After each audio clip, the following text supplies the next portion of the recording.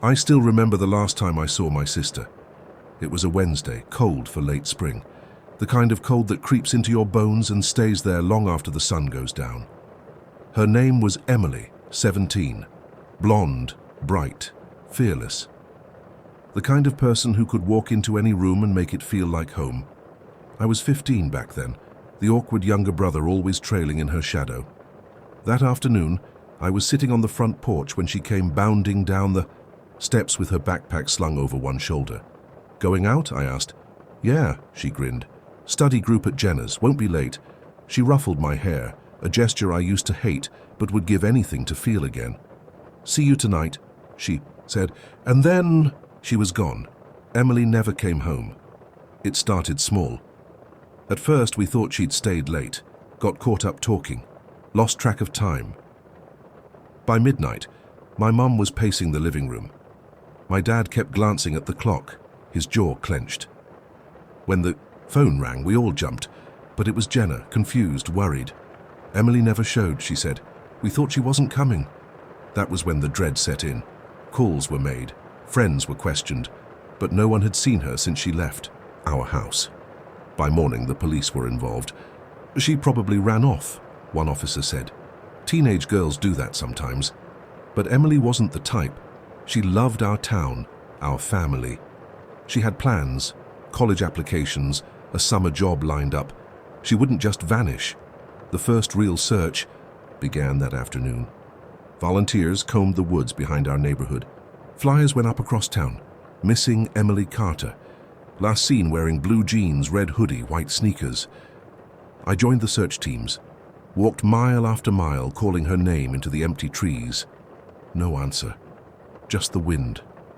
I remember the look in my mum's eyes when I got home that night, hollow, exhausted. Like a light had gone out inside her. Days turned into weeks. Leads dried up. Rumors started. She ran away with a boy. Maybe she was pregnant. Or worse, maybe someone took her. I hated hearing them, because deep down, I knew something terrible had happened. The police investigation stalled. No witnesses, no footage, no trace. "It's like she vanished into thin air," Detective Munro told us. He meant well, but you could see it in his face. The case was slipping through his fingers. My parents withdrew. My dad poured himself into work. My mom barely left her bedroom. And me? I became obsessed. I read every article, every missing person report. I haunted online forums, clinging to any theory, any whisper of a clue. Late at night, I'd sit at Emily's desk, scrolling through her social media, her old messages, looking for anything I might have missed. But it was just silence. Then came the first strange thing. 3 months after Emily disappeared, a letter arrived at our house. No return address. Inside, a single piece of paper with 5 words typed, "She's not who you think." No signature, no explanation. My hands trembled as I showed it to my parents. "Some sick joke," my dad said. But my mom looked different, pale, shaken. "It's her handwriting," she whispered, but that wasn't possible. The letter was typed. I didn't know what to believe. I took it to Detective Munro. "We'll run prints," he said, "but don't get your hopes up." The results came back blank. No prints, no leads. And then, 2 weeks later, another letter. "Look, closer. You don't know her." It was maddening. I started digging through Emily's things, her journals, her photos, her laptop. At first, everything seemed normal, but then I found a hidden folder on her computer. Locked, password protected, it. Took me days, but eventually I guessed it. Our old dog's name. Inside were dozens of messages, private chats with someone called Red Fox 93. The conversations were strange, coded, fragments of sentences that made no sense. "Ready for the next step? Are you sure you trust them? Be careful, they're watching." I printed everything and brought it to Monroe. He frowned. "Where did you find these?" "On her laptop," I said. He nodded slowly. "We'll look into it." But I could tell he didn't understand it any more than I did. Meanwhile, life in our house grew heavier. Mom stopped cooking. Dad stopped talking. And I became obsessed with Red Fox 93. I spent hours online trying to trace the username. No luck. Whoever it was, they were good at hiding. Then one night, while scrolling a deep web forum about missing persons, I saw a post. Anyone looking for Emily Carter, stop. You don't want to find her. No username, no reply link. I stared at the screen for hours. It felt like the universe was mocking me. By the 6-month mark, the town had moved on. Other stories filled the news. But I couldn't let go. Every night I searched. Every day I questioned anyone who might know something, and then a breakthrough. An old classmate messaged me. "You need to talk to Mr. Grayson," she wrote. "He saw something." Mr. Grayson was an elderly man who lived 2 blocks from us. I found him sitting on his porch, sipping tea. "About Emily?" he asked when I explained. He nodded slowly. Night she disappeared, I saw a black car parked across the street, lights off, engine running. "Did you tell the police?" "They didn't listen," he said. Old man's imagination. I pressed him for details. "Did you see who was inside?" "Just a shadow," he whispered. "But they were watching your house." I ran straight to Monroe. "We missed this," I said. "A black car, someone was watching her." He reopened the case, pulled traffic cams from that night. Most were too grainy, but one, from Main Street, caught a glimpse. A black sedan, no plates, turning onto our street at 8:17 p.m. The time Emily left. "It's something," Monroe said. "We'll dig." It was the first real lead in months, and it reignited my hope, but it also drew attention. A week later, another letter arrived. "Stop, you're getting too close." My blood ran cold. Someone was watching me now, I told Monroe. He assigned a patrol car to our street, but deep down, I knew whoever was behind this, they were steps ahead. And then came the worst night of my life. I was in my room going through Emily's files when I heard it. A knock at the window. I froze. Another knock. Slow. Deliberate. I crept over and pulled back the curtain. Nothing. But taped to the glass was a note. "Final warning, walk away." My hands shook as I called Monroe. He arrived within minutes. "You need to be careful," he said. "These people, they're serious." But I couldn't stop. I wouldn't. Emily was out there, somewhere, and I was going to find her, no matter the cost. After that night, the knock at the window, the note, I couldn't sleep. Every sound made me jump. Every shadow seemed alive. But fear wasn't enough to stop me. If anything, it fueled me. I wasn't going to let whoever sent that note scare me. Off I couldn't. Emily deserved more than silence. Monroe insisted on increased patrols. "They're watching," he said.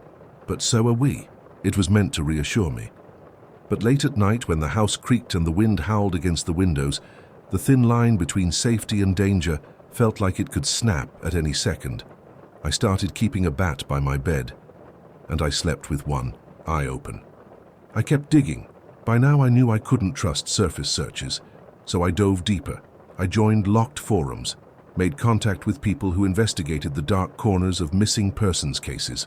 Most were conspiracy theorists, but someone, who called themselves Watcher, seemed to know more than they should.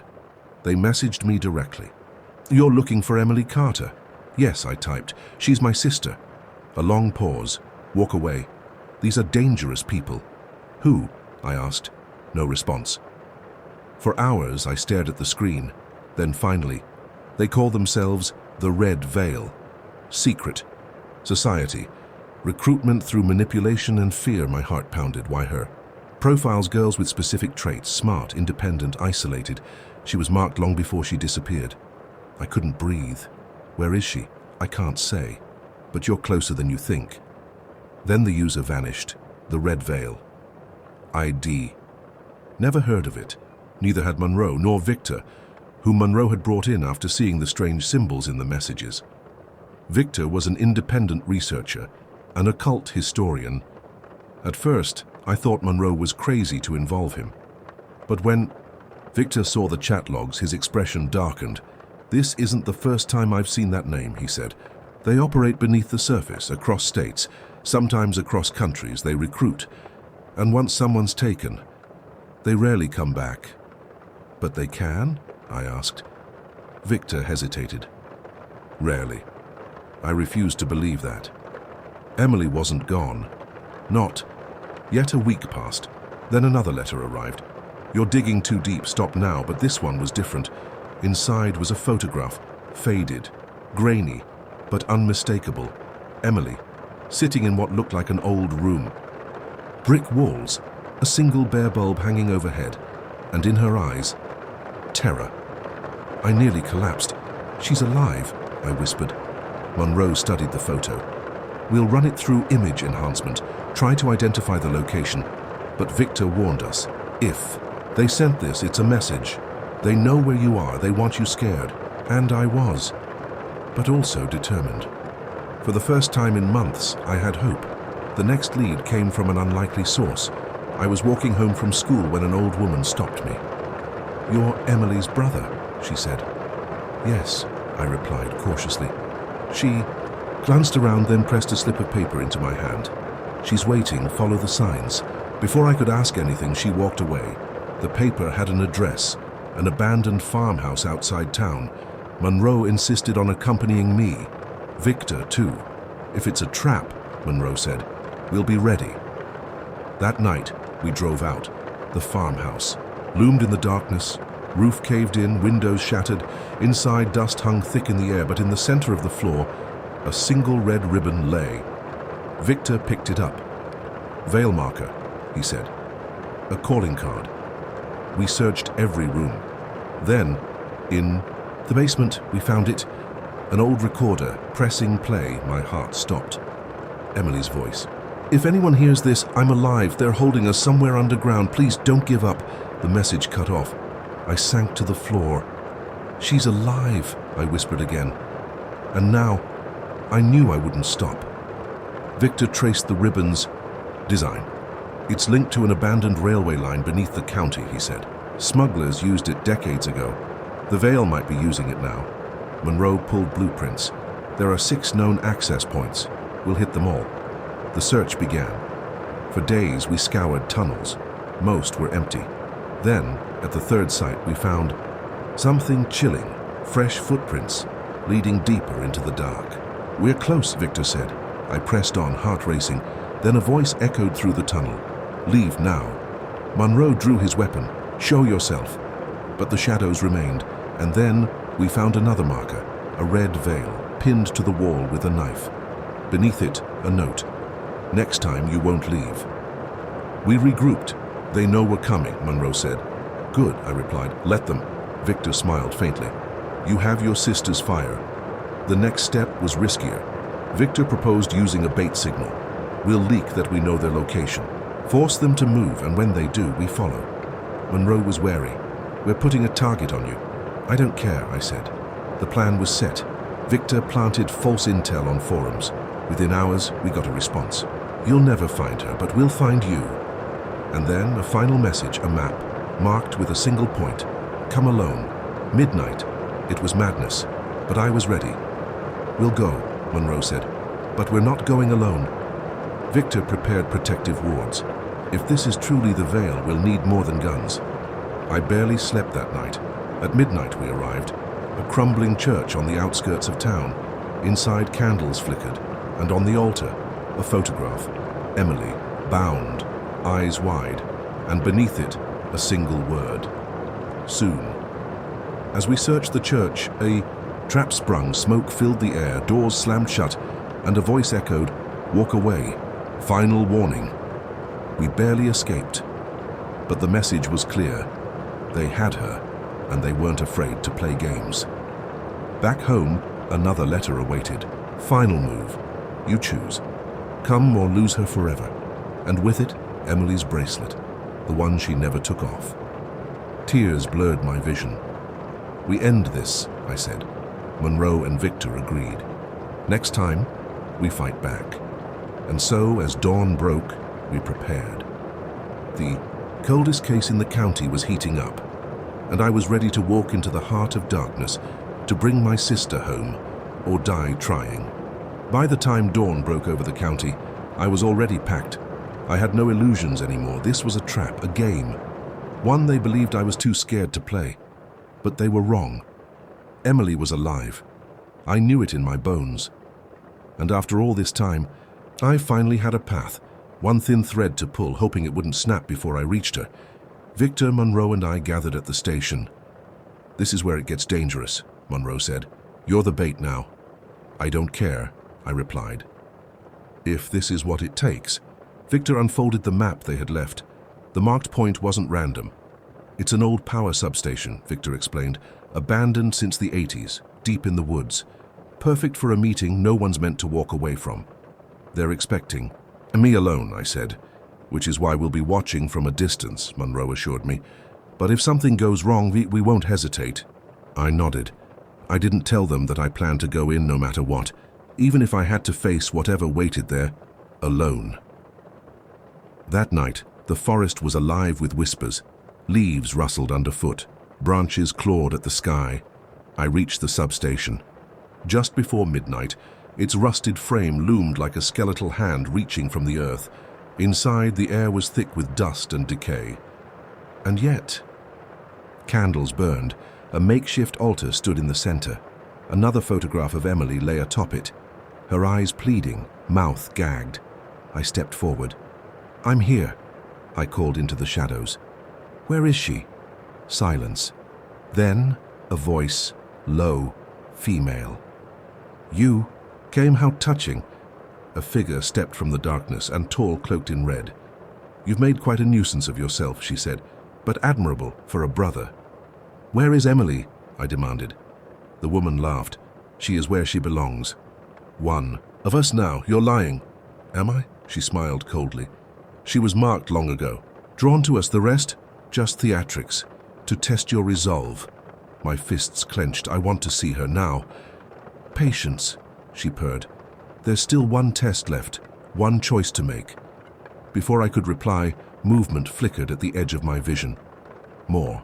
Figures emerged, 5 all cloaked in red. "You came alone," the woman said, "but not foolish. We see the others waiting in the trees." I swallowed. They had known all along. "But it changes nothing," she continued. "Emily is prepared. Tonight she crosses fully into the veil. I won't let that happen." "Then stop it," she challenged. "If you can." She gestured, and 2 figures dragged a struggling form forward. Emily. Her. Wrists were bound, face pale and hollow, but her eyes met mine. And in them, for the first time, I saw recognition. "Run," she mouthed. I shook my head. "Not without you." Victor's voice crackled softly in my earpiece. "We're in position. Await your signal." But I couldn't wait. I lunged. Chaos erupted. Hands grabbed me, forced me to the ground. Emily screamed. "Enough," the leader commanded. She knelt beside me. "You've proven your devotion. One final act remains." She drew a knife.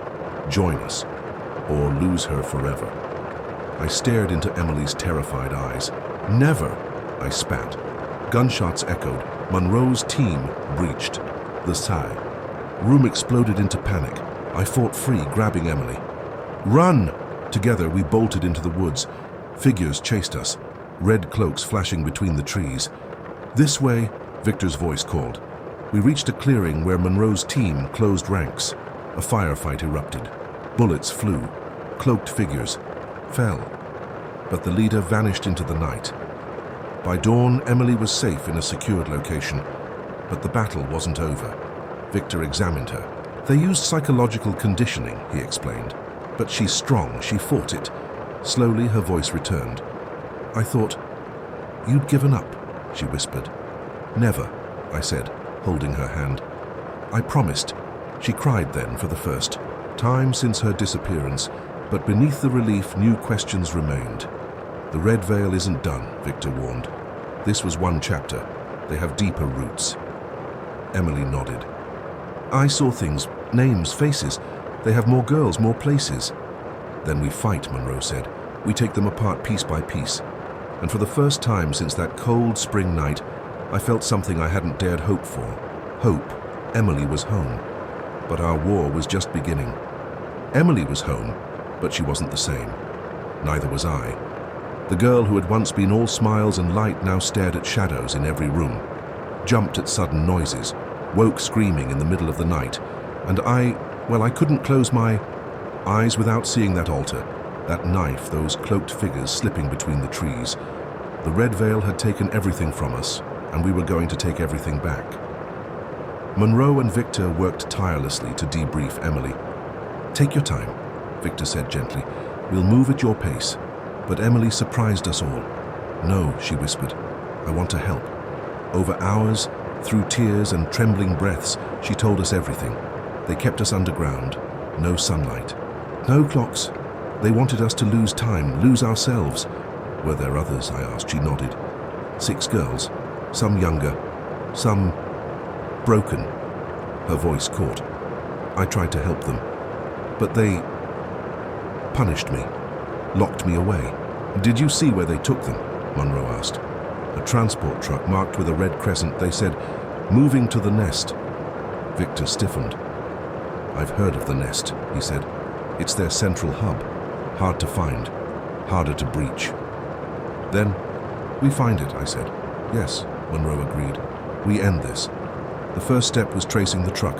Monroe pulled every traffic cam feed he could. "Look for the red crescent," I told him. For days we combed footage. Then, finally, a hit. "Here," Monroe pointed. "Highway 17, moving north, no plates, disappears past mile marker 64. Victor consulted old maps.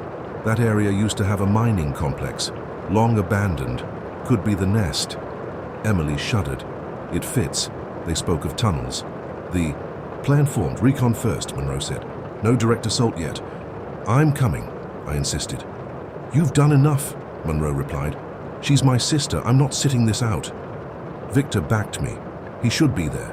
Reluctantly, Monroe agreed. "But if things go bad, you get out. Deal." 2 nights later, we moved Victor, Monroe, and I. Along with a small tactical team, Emily stayed behind, safe but determined. "Bring them home," she said. "We will," I promised. The drive was silent. Tension hung thick. "This is where they vanish," Monroe whispered as we passed mile marker 64.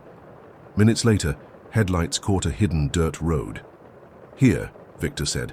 We followed it deep into the forest until an old chain-link gate blocked the path. Beyond it, crumbling, buildings and yawning mine shafts. "Welcome to the nest," Victor said grimly. We moved in under cover of darkness. The place was a maze of rusted metal and rotting wood, but the signs were clear. Veil symbols carved into doorways, bloodstains on the floor, and whispers, low, unintelligible, echoing through the tunnels. "Stay sharp," Monroe warned. We descended deeper and deeper until we found them. A large chamber lit by flickering torches, cages lined the walls, and within them, girls, some unconscious, some weeping, some staring with hollow eyes. My stomach twisted. "We found them," I whispered. But so had the veil. Alarms blared. Figures emerged, cloaked, armed. "Go," Monroe ordered. Gunfire erupted. I moved toward the cages. "Help me," a girl cried. I tore at the lock, fingers bleeding. "Hold on." Victor covered us with wards, deflecting attacks. Monroe's team pushed forward. "Get the girls out." One by one, we freed them. "This way." Victor led them toward the exit. I turned just in time to see the leader, the woman from the substation. "Persistent, aren't you?" she hissed. "You lose," I spat. She smiled coldly. "This chapter, perhaps. But the book remains open." She vanished, into the shadows. I gave chase, but the tunnels twisted endlessly, and she was gone. By dawn, the girls were safe. Emily wept as she embraced them.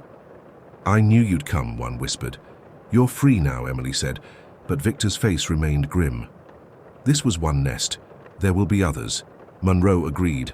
"We'll hunt them, one by one." And I wasn't leaving this fight. Not anymore. The coldest case in the county had cracked open, and I was ready to burn it all down. The nest was gone, but the war had only begun. Victor was the first to say it aloud. This wasn't their core, just an outpost. Monroe agreed. They're connected to something bigger, an international network. If we stop now, more girls will vanish. Emily sat beside me, pale but determined. "We can't stop," she said. "We have to find them all." I squeezed her hand. "We will." The rescued girls were placed under protection. Some could barely speak. Others told us fragments. "We were taken from all over," one whispered. "Different states, some from other countries." Victor's research confirmed it. The Red Veil is a global syndicate, he explained. They prey on the vulnerable, recruit through fear and manipulation, and they operate in cells, each one feeding into the next. How do we find the core? I asked. Victor hesitated. There's a legend of the Mother Veil, an inner circle that directs the others, but they erase their tracks well. We need bait, Monroe said. Victor nodded, or a voice they won't expect. His gaze fell on Emily. At first I was furious. She's been through enough, but Emily surprised us all. I want to help, she said. They trust me. I can draw them out. Victor laid out a plan. We'll create a false narrative. Leak that Emily escaped alone, that she wants back in. If the Mother Veil reaches out, we trace them. It's dangerous, Monroe warned. Emily met his gaze. So is letting them keep taking girls.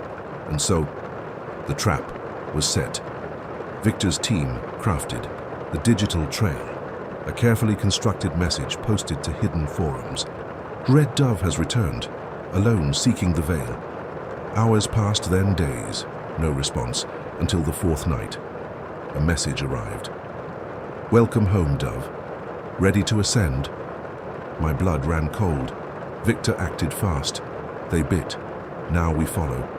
Emily's reply was simple. Ready, they arranged a meeting. Vienna. The Mother Veil operates in Europe, Victor explained. We'll intercept them there. The plan was set. Victor, Monroe, Emily, and I, along with a specialized task force, flew out. Once they reveal themselves, we move, Monroe said. Fast and hard. And if they don't? I asked. Victor's eyes darkened. They will. They won't resist reclaiming her. Vienna was cold. The city's old bones seemed to hum with secrets. The meeting point, an abandoned opera house. Classic, Monroe muttered. Grand, isolated. Victor prepped Emily. Say little. Listen. We'll be watching. I hugged her tight. Be careful, I whispered. You too. That night, we moved. Emily entered alone. Cameras hidden in her clothing fed us her view. The opera house was a decaying marvel, and at its heart, cloaked figures awaited. The leader stepped forward, a woman with piercing eyes. Welcome back, Dove, she purred. We've missed you. I want to return, Emily said. Do you? The woman smiled coldly. Then prove it. She gestured, and two new captives were dragged forward. Show us your loyalty. Choose one. Emily's voice trembled. I can't. Then perhaps your brother will, the woman whispered. My heart stopped. They know, Monroe hissed. The feed went dark. Panic surged. Move in, Monroe ordered. We stormed the opera house. Gunfire erupted. Figures scattered. Victor shielded Emily. I fought toward her. I'm here, I shouted. Her eyes met mine, relief, terror. They're gone, she cried. The leader had vanished, but in her place we found a clue, a pendant marked with an ancient sigil. Victor studied it. Mother Veil's crest, he said. Now, we have a trace. Back at base, Emily broke down. I'm sorry, she sobbed. I couldn't stop them. I held her close. You were brave. We're closer now. Victor agreed. They're rattled. They exposed themselves. Now we press, Monroe added. Interpol's involved. We'll hunt them across every border. And me, I was ready. I started this to find my sister, I said. Now, we end the Red Veil.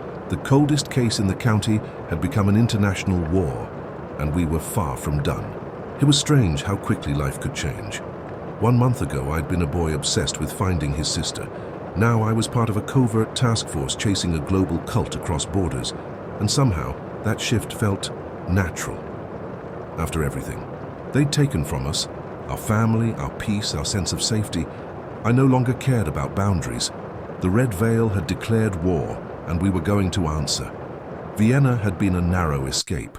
If we hadn't stormed the opera house when we I didn't want to think about what they might have done to Emily, but victory came at a cost. The leader had slipped away again, vanishing like smoke, and now we had confirmation. They knew we were coming.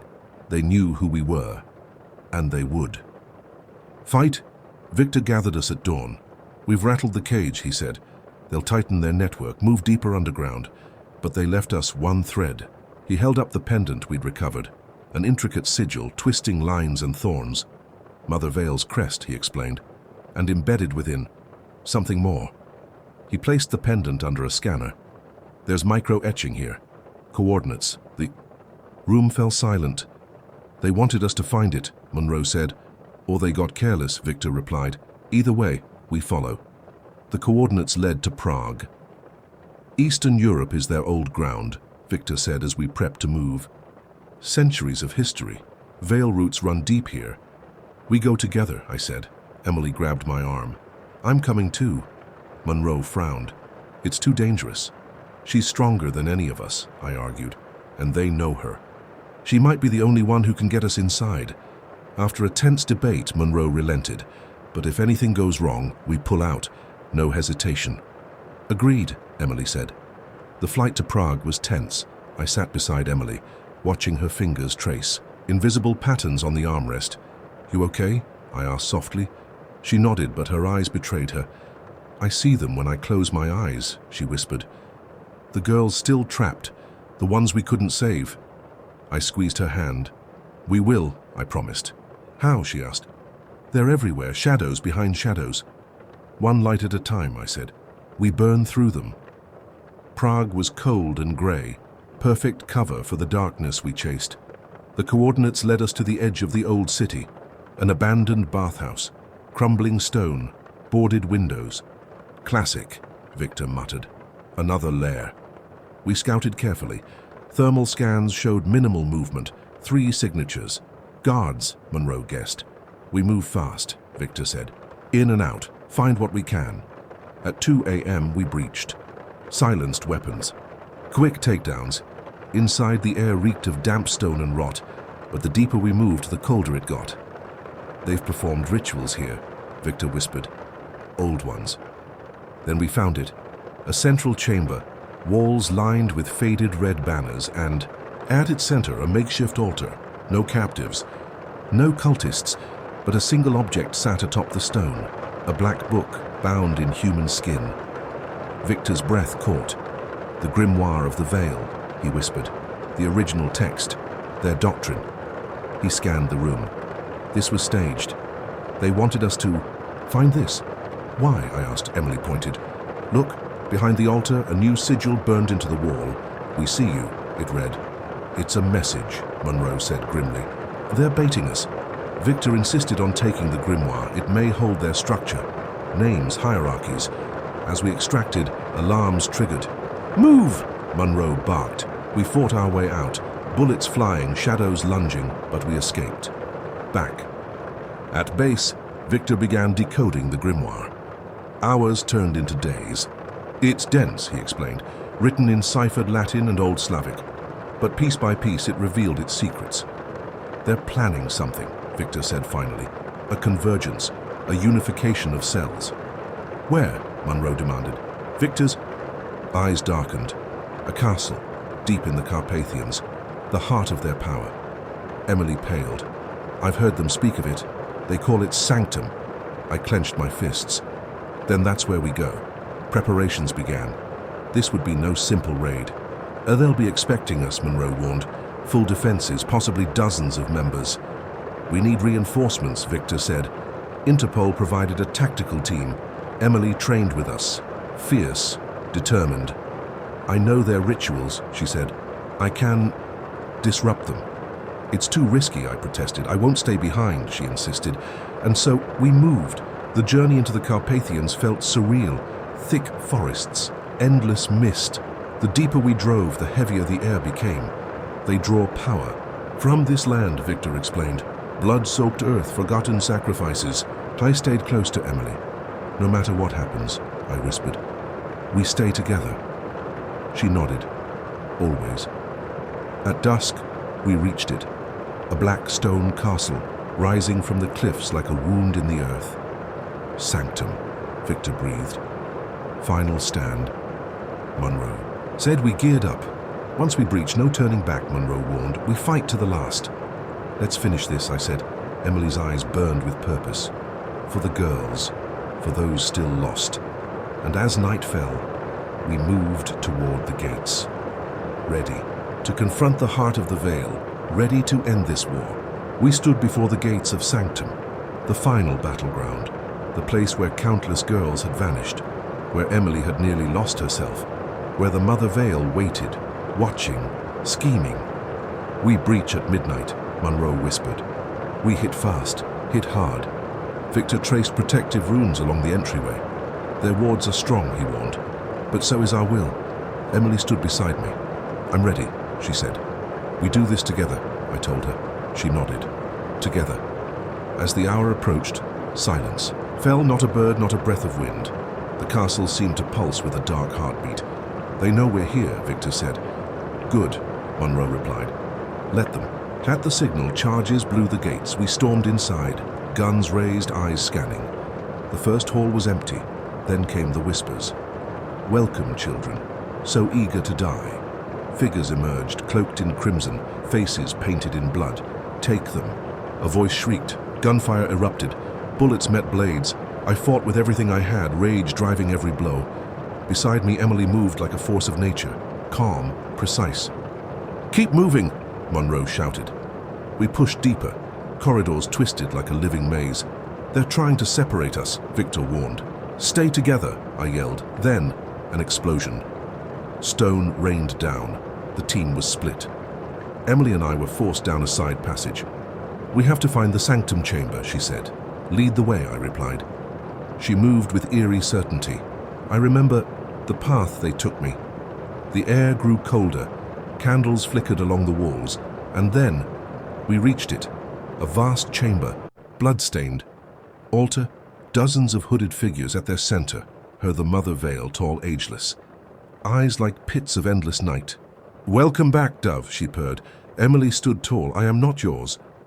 "Oh, but you are," the mother crooned. "You carry our mark." Emily raised her voice. "Not anymore." She drew a blade, etched with Victor's runes. "You taught me to fear.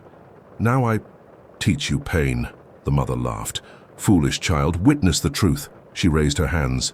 Visions swirled around us, girls screaming, ancient rites, Emily bound to the altar. I staggered, vision blurring.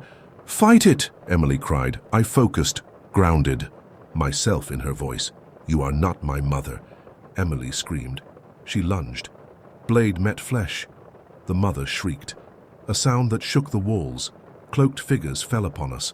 I fought beside Emily, fury in every strike. "We end this," I roared. Then Victor arrived.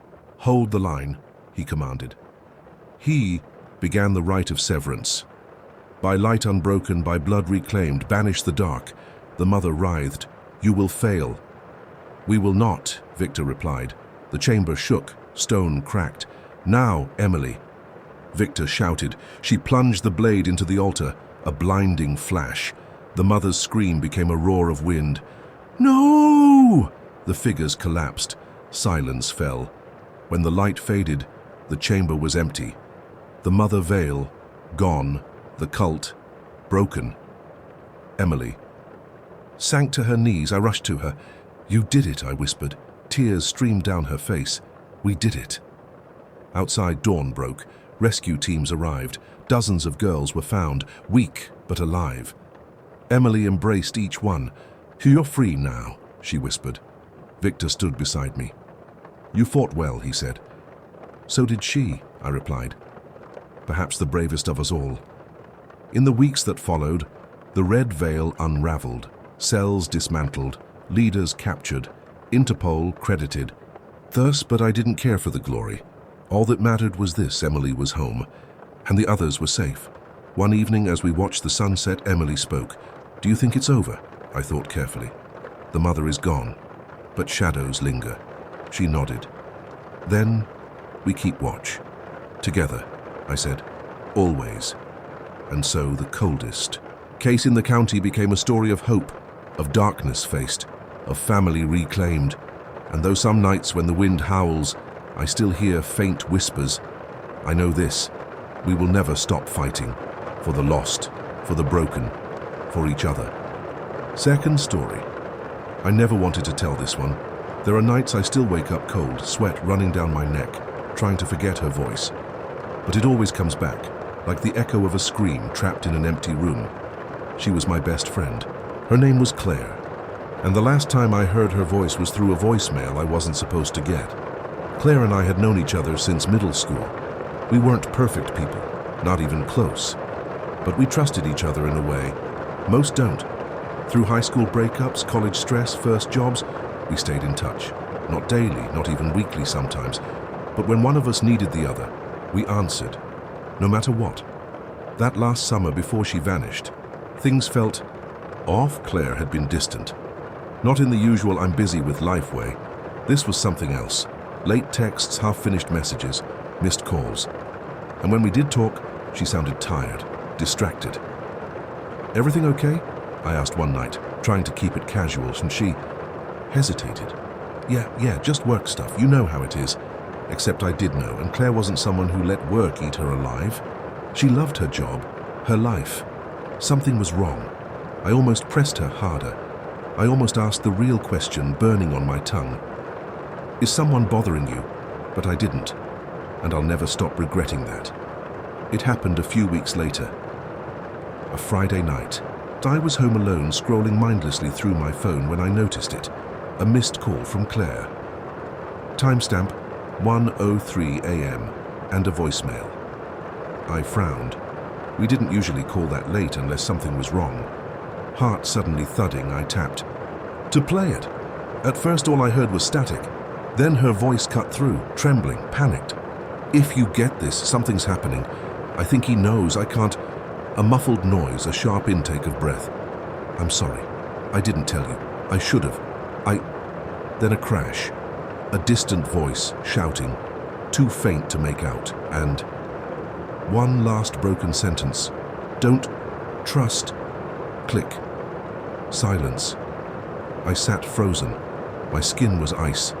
I played it again and again, trying to catch every word, every background sound, trying to hear anything that would tell me where she was, who he was, but there was nothing. I called her back instantly, no answer. I tried again and again, straight to voicemail. I didn't sleep that night. The message replayed in my head on a loop. By sunrise, I was shaking. I called her apartment. No answer. Her work. They said she hadn't shown up that morning. Unusual for her, but not alarming.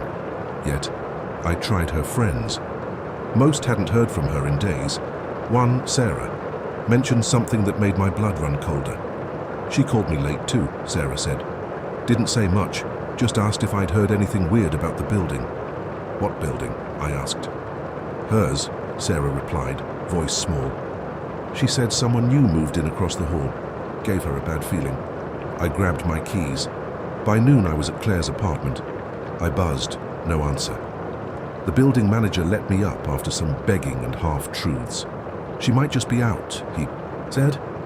But the second I stepped inside her place, I knew she wasn't.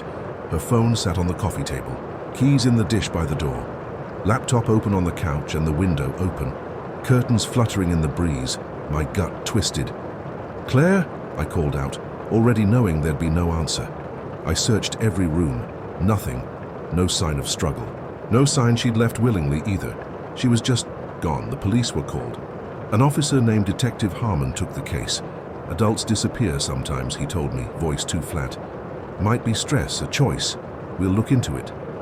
She left me a message, I insisted. Something was wrong. Someone was after her. He listened. To the voicemail, brows knitted. Could be staged, he said. You didn't hear her voice, I snapped. She was terrified, but I could see it. He didn't want to believe me. Another adult case. Another potential dead end. I refused to give up. That night I went back to her building. I waited until it was late, the halls empty. Then I knocked on the door across from hers. No answer. But something told me not to leave. I waited, listening. Then, faintly, a sound from inside. A shuffling, a soft thump. Hello, I called. I know you're there. Silence. I left. But before I did, I slid a small piece of paper under the door. I know what you did. Days passed. No word from Claire, no movement in that apartment. Detective Harmon followed leads, or so he claimed. Nothing came of them, but I kept digging. Through her laptop, I found something, an encrypted folder. It took me hours to crack. It inside dozens of voice memos, mostly normal, notes to self, work stuff. Then one stood out.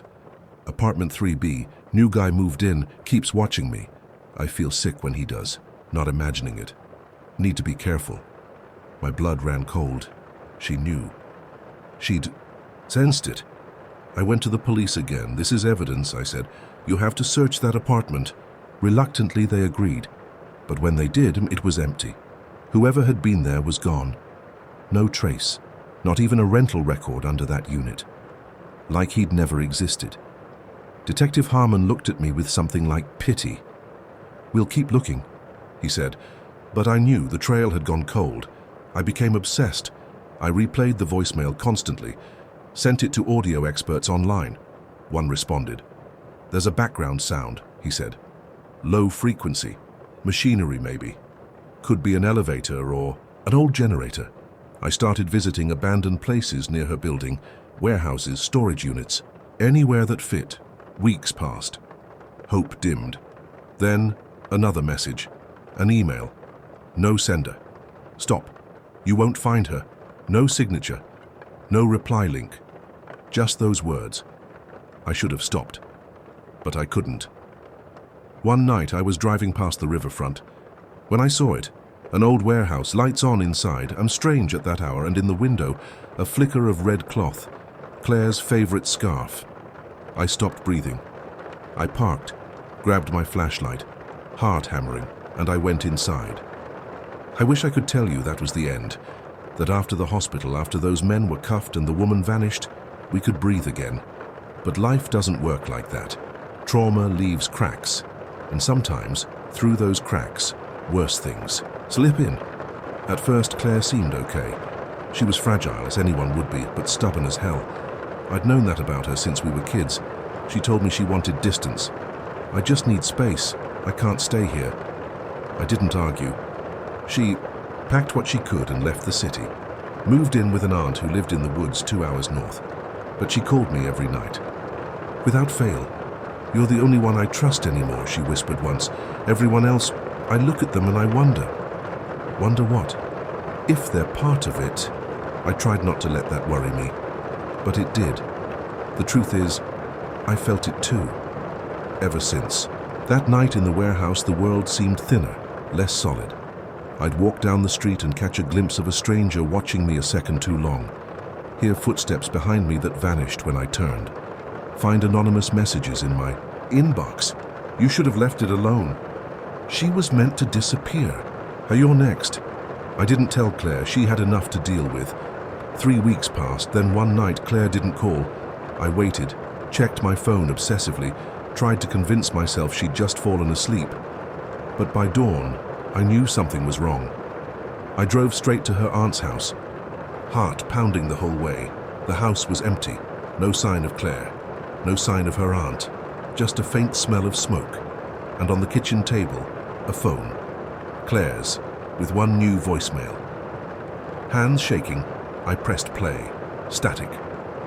Then her voice, low, hoarse. If you get this, they found me. I can't. I think she's here. The woman from before. Please don't. A crash, a muffled scream, then silence. I don't remember driving back. I only remember parking in front of Harmon's precinct and running inside like a madman. She's gone, I shouted. They took her again. Harmon pulled me into his office. Slow down. Tell me everything. I played the voicemail. His face darkened. We'll send a unit, he said, but I saw it in his eyes, the same frustration I felt. They knew we'd checked there, he muttered. They're moving her. Then find them, I snapped. We will, he promised, but I couldn't wait. That night I called Sarah.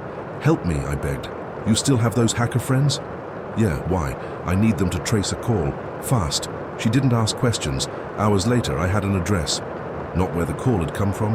That had been bounced through a dozen relays. But where the signal ended. An industrial zone on the edge of the city. I grabbed a crowbar, stuffed it in my bag, and drove. The building was an old meat packing. Plant condemned, boarded up, but light flickered behind the cracks, and on the door, a symbol burned into the wood, a spiral. I'd seen it once before. In the grimoire Victor had shown us after the warehouse. They mark safe houses this way, he'd said. Temporary, mobile. My gut twisted. Claire was inside. I forced the door, crept through the darkness. The place stank. Of rot and metal. Somewhere faint voices echoed. She's too dangerous, should have ended her. Orders were clear. Alive. For now. I inched closer. Through a crack in the wall, I saw her. Claire, bound, gagged, eyes wide with terror, and standing. Over her, the woman, the same one from the warehouse. You never should have called him, she whispered. You ruined everything. Claire shook her head violently. No. The woman smiled. He's coming, I know he is. And when he does, I'm already here, I said, stepping into the light. The room froze. Bold, the woman sneered. I raised the crowbar. Let her go, she laughed. Or what? You think you'll stop this with one rusted stick? But her men hesitated.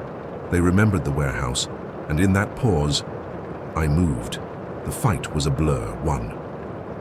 Man lunged, I swung, bone cracked. Another grabbed me. We crashed into a table. Claire screamed through her gag. I fought like an animal. No thought, no fear. Only one goal, get her out. I broke free, slammed the crowbar into the second man's leg. He collapsed. But the woman, she didn't flinch. Impressive again, she said, but futile. She drew a knife. I'm tired of this game. Then, sirens, Harmon's voice through a bullhorn. This is the police. Drop your weapons, the woman hissed. Another time, she spat. Smoke filled the room. She vanished again. Officers swarmed in. Claire was freed. I held her so tight I thought I'd break her. I got you, I whispered. She sobbed against me. I was so scared. I thought, you're safe, I said. You're safe now. But safe was a fragile thing. Harmon drove us to a secure house. This time we'll keep her guarded, he said. It's not enough, I replied. We're escalating, task force, federal level. They can't hide forever, but deep down I knew this wasn't over. Claire and I talked that night. Why me? She asked. Because you saw too much, I said. It started small, she whispered. I noticed transfers, strange files, then the man across the hall, then her. She shivered. She said they were cleaning house. Anyone who knew was next. I hugged her. We'll stop them. How? She asked. And I had no answer. But one would come, because 3 days later, Harmon called me in. We found something, he said. A laptop, seized from one of the men at the plant. Encrypted, but inside, a file. Next targets, Harmon said grimly. Names, faces, Claire's. Was one mine too, and others, people we didn't know. They're not just cleaning house, Harmon said. They're expanding. I looked at Claire. Then we fight. She nodded. Together. And that's where we are now, not safe, not finished, but fighting, because sometimes a voicemail isn't a goodbye. Sometimes it's a beginning, and we're not done yet, not by a long shot. We stared at the screen. Names, faces, Claire, me, others, teachers, city workers, random citizens, all with one thing in common. They'd seen too much. They're planning to silence everyone connected, Harmon said grimly. Then we stop. Them first, I said, but I wasn't naive anymore. This wasn't just a local crew, it was a network, organized, cold.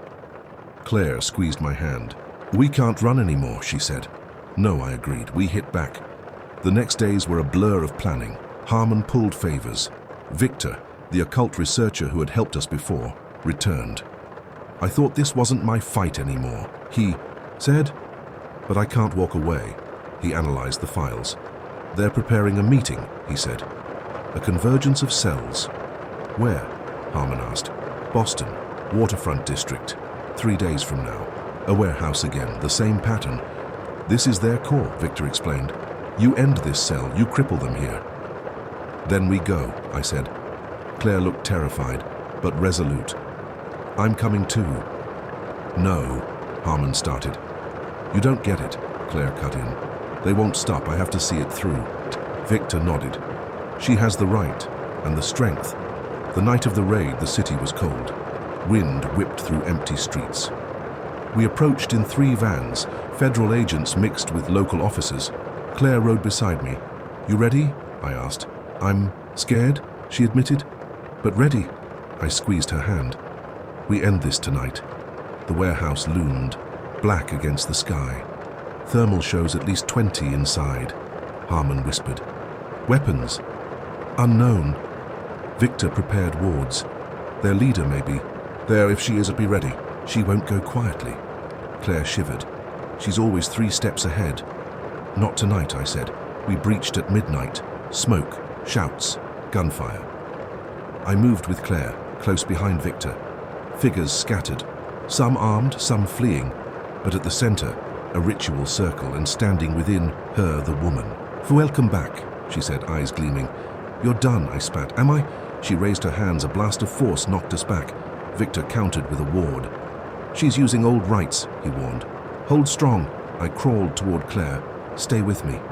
I said. She grabbed my arm. We finish this. Victor advanced, chanting. The woman screamed, her voice inhuman.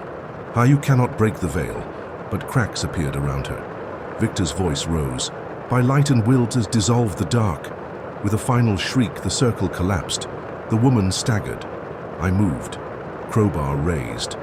For Claire, I whispered, and swung. She crumpled. Alive? Barely. Officers swarmed. We got her, someone shouted, but Claire was sobbing. It's not over, she whispered. She's part of something bigger. Victor nodded grimly.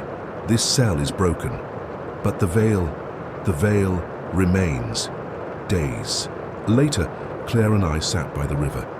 I can't believe it's over, she said softly. It isn't, I replied, but we won this fight. They'll come again. Let them, I said. She smiled faintly. Together. Always. She still calls me every night. Sometimes just to talk. Sometimes just to hear my voice, just in case, she says. And I always answer because I know now, when someone leaves a voicemail like that, it's not an ending. It's a cry through the dark. And some cries, you have to answer, no matter what it takes. We stared at the screen. Names, faces, Claire, me, others, teachers, city workers, random citizens, all with one thing in common. They'd seen too much. They're planning to silence everyone connected, Harmon said grimly. Then we stopped. Them first, I said, but I wasn't naive anymore. This wasn't just a local crew, it was a network, organized, cold. Claire squeezed my hand. We can't run anymore, she said. No, I agreed. We hit back. The next days were a blur of planning. Harmon pulled favors. Victor, the occult researcher who had helped us before, returned. I thought this wasn't my fight anymore, he said. But I can't walk away. He analyzed the files. They're preparing a meeting, he said. A convergence of cells. Where? Harmon asked. Boston, waterfront district. 3 days from now. A warehouse again, the same pattern. This is their core, Victor explained. You end this cell, you cripple them here. Then we go, I said. Claire looked terrified, but resolute. I'm coming too. No, Harmon started. You don't get it, Claire cut in. They won't stop, I have to see it through. Victor nodded. She has the right, and the strength. The night of the raid, the city was cold. Wind whipped through empty streets. We approached in 3 vans, federal agents mixed with local officers. Claire rode beside me. You ready? I asked. I'm scared, she admitted. But ready. I squeezed her hand. We end this tonight. The warehouse loomed, black against the sky. Thermal shows at least 20 inside, Harmon whispered. Weapons. Unknown. Victor prepared wards. Their leader, maybe. There, if she isn't, be ready. She won't go quietly. Claire shivered. She's always 3 steps ahead. Not tonight, I said. We breached at midnight. Smoke, shouts, gunfire. I moved with Claire, close behind Victor. Figures scattered, some armed, some fleeing, but at the center, a ritual circle, and standing within her, the woman. Welcome back, she said, eyes gleaming. You're done, I spat. Am I? She raised her hands. A blast of force knocked us back. Victor countered with a ward. She's using old rights, he warned. Hold strong. I crawled toward Claire. Stay with me. I said. She grabbed my arm. We finish this. Victor advanced, chanting. The woman screamed, her voice inhuman. You cannot break the veil, but cracks appeared around her. Victor's voice rose. By light and will to dissolve the dark. With a final shriek, the circle collapsed. The woman staggered. I moved, crowbar raised. For Claire, I whispered, and swung. She crumpled. Alive? Barely. Officers swarmed. We got her, someone shouted, but Claire was sobbing. It's not over, she whispered. She's part of something bigger. Victor nodded grimly. This cell is broken. But the veil remains. Days. Later, Claire and I sat by the river. I can't believe it's over, she said softly. It isn't, I replied, but we won this fight. They'll come again. Let them, I said. She smiled faintly. Together. Always.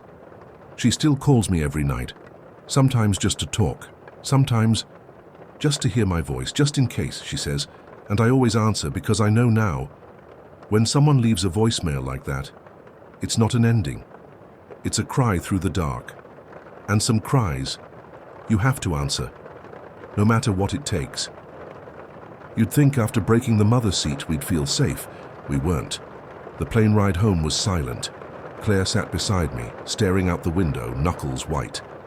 Victor rested with his eyes closed. Harmon reviewed reports, jaw clenched. Couldn't stop shaking, not from fear, from knowing it wasn't over.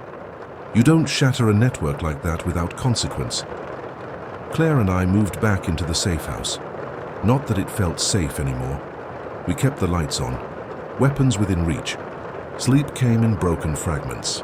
It's not done, Claire whispered one night. I know, I said. She curled closer. I thought killing the priestess would be enough. It was a start. But in my gut, I knew. The deeper roots hadn't been touched. A week passed. Interpol sent updates. Cells. Collapsing, Victor reported. Scattered remnants. But then came the anomaly. A courier arrived at the safe house. Envelope, no return address. Inside a photograph. Claire and me. Taken 2 nights ago. You are seen, the note read. Claire froze. They're still watching, she whispered. Let them, I said. But rage boiled in my chest. They wouldn't stop, not until we made them. Victor began tracking dark web chatter. There is another, he said. Another what? A successor, a shadow mother. Where? Victor's eyes darkened. New York, underground. Harmon mobilized. One last strike, he said. No, Claire spoke. This one I finish. You're not going alone, I said. Together, she agreed. The intelligence pointed to an old theater, long abandoned, rumored, to host occult gatherings. They think they're invisible, Victor said. They won't expect us. Then we make it count, Harmon replied. We moved fast. Claire, Victor, Harmon and I, and a small trusted team. The city felt suffocating. Every stranger, a possible threat. Claire's tension was palpable. She'll be there, she whispered. I can feel it. I squeezed her hand. We end it tonight. The theater loomed, a blackened relic of another era. Inside, mine cold, damp air. Flickering lights. We advanced in silence. Then, chanting, low, rhythmic, wrong. We burst into the main hall. Dozens of figures stood in a spiral, and at the center, where the shadow mother tall veiled, eyes gleaming beneath the cloth. Welcome, she whispered. Come to join us? Your time ends now, Claire said. We shall see. A wave of force struck us. Victor countered, shield flaring, chaos erupted. I fought with everything I had, side by side with Claire, but the shadow mother moved like smoke. You cannot kill an idea, she hissed. Then we bury it, Claire spat. She advanced, and blade in hand I followed. Victor's voice rose in a chant. By the light of the free, break the chain. The spiral shattered. Figures fled. But the shadow mother stood firm. You think this ends me? She laughed. Claire drove the blade into her chest. Yes. The scream that followed was indescribable. Not pain. Release. The shadow mother crumbled. Veil falling beneath. A face. Young. Broken. Another pawn, Victor whispered. Claire wept. How many more? As many as we let them take, I said. No more, Claire vowed. We burned the theatre, erased every trace. This time we made sure no successor would rise, or so we hoped. Back at the safe house, Claire and I sat under the stars. Do you think it's truly over? She asked. Not forever, I admitted. But for now, she leaned against me. I'm tired. Me too. But I knew we'd carry this forever. Some scars don't fade, some darkness never fully lifts. But we'd learn to fight it, together. And when Claire called that night, like always, I answered. Just in case, she said. Always, I replied. Because after everything, I understood one truth. When a voice reaches out from the dark, you answer every time, no matter what. You'd think after all of it, the monastery, the shadow mother, the burned theatre, we'd find peace. But peace isn't something you stumble upon after walking through hell. It's something you fight for. And sometimes, it never truly comes. The days after the final raid blurred together. Claire and I slept little. We stayed close, moving between safe houses. Victor returned to Europe, tracking the last known remnants of the network. I'll contact you if I find anything, he promised. Harmon stayed stateside, building a coalition to stop the spread. There will always be darkness, he told me. But now, we know how to fight it. I wanted to believe him. But some nights, belief was harder than battle. Claire tried to settle, tried to build a life beyond fear. But the scars ran deep. She'd wake screaming, eyes wild, fists clenched. I'd hold her through the night. You're safe, I whispered. You're here. Amia. I? She'd whisper back, and I had no words for that. I started having the dreams too. The spiral, the faces, the cold, empty voice. You are seen. I'd jolt awake, gasping. Some nights, I wondered if we'd ever escaped at all. Then came the letter. No. Stamp. No return address, just my name, scrawled in red. Inside, a single phrase. We remember. Claire found me reading it. They won't stop, she said. We won't either, I replied. She nodded. Then we fight. We started preparing. Victor sent us texts, ancient wards, defensive rites. Harmon connected us with trusted allies. You two are a symbol now, he said. They won't rest until you fall or until you stand strong enough they can't touch you. We trained, mentally, physically. The spiral would not claim us. Not again. Months passed. Some days were good, some unbearable. But always we stood side by side. Together, Claire would say. Always, I'd reply. Then, one cold autumn morning, a final message came, a voicemail. No number, just static. Then, her voice, the first priestess. The spiral turns. The cycle renews, beware the quiet days. Then laughter, thin, broken. Click. I stared at the phone for hours. Claire listened once, then deleted it. They want us afraid, she said. I'm done being afraid. And I believed her. We live quietly now, but not blindly. Our apartment is lined, with wards, weapons ready, eyes open. Every night Claire still calls me, even from across the room. Just in case, she says. And I always answer, because now I know some voices never fade, some darkness never dies. And when it reaches for you, you answer, you fight, you endure, because no one else will. And if you ever hear a voicemail, you weren't. Supposed to get, if you ever hear a voice you thought was lost, answer it, no matter how much it scares you, no matter how much you want to turn away. Answer it, because somewhere in the dark, someone is still fighting to be heard. You'd think after all of it, the monastery, the shadow mother, the burned theatre, we'd find peace. But peace isn't something you stumble upon after walking through hell. It's something you fight for.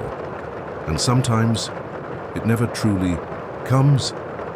The days after the final raid blurred together. Claire and I slept little. We stayed close, moving between safe houses.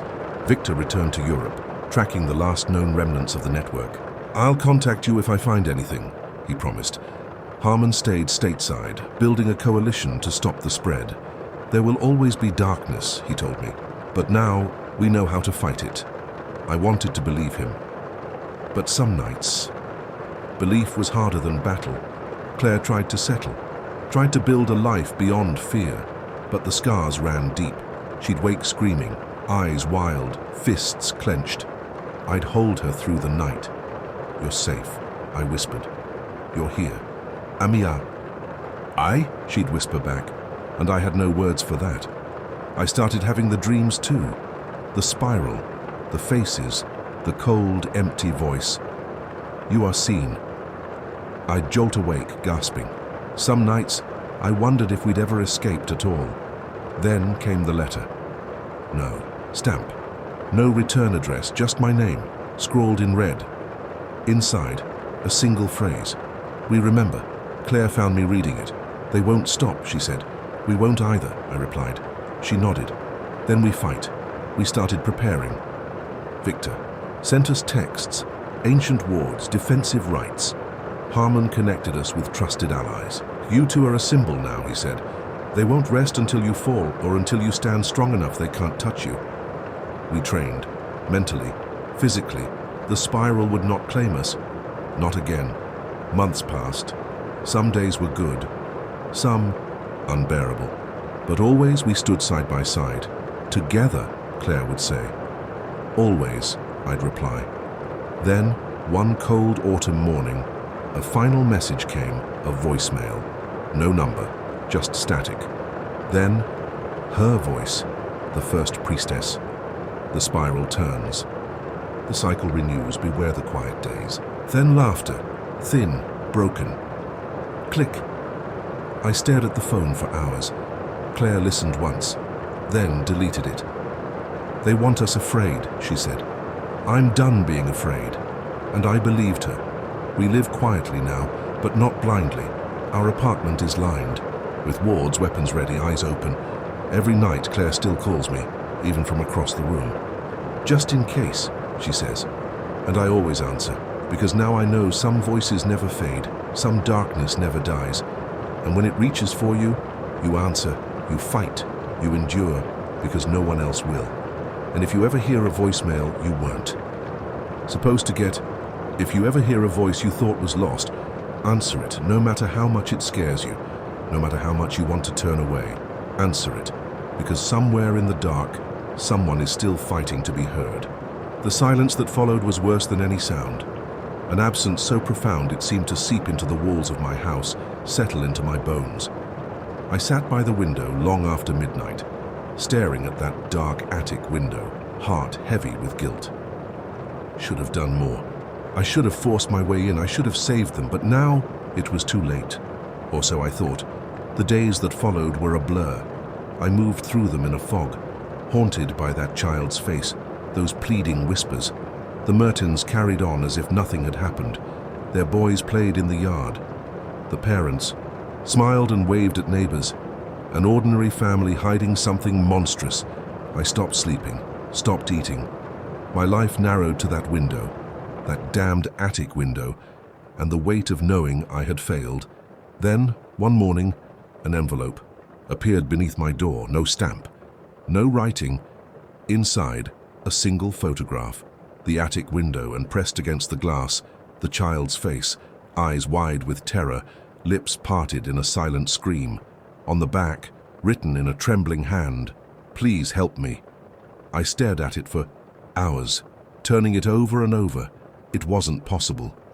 The window had been dark for days, no voice, no sign of life. And yet, the photograph was recent. I recognized the storm-streaked glass, the faint reflection of my own house in the background. Someone had taken this. Someone wanted me to see it. I returned to the police, showed them the photo, begged them to act. "Please," I said, "this is real. You have to believe me." The officer frowned. "Where did you get this? It was left at my door." He sighed. "Without knowing who took it or when, we can't use this as evidence. But the child, we can't enter. The home without a warrant," he said gently. "I'm sorry." Sorry. The word echoed in my skull. Meaningless. Hollow.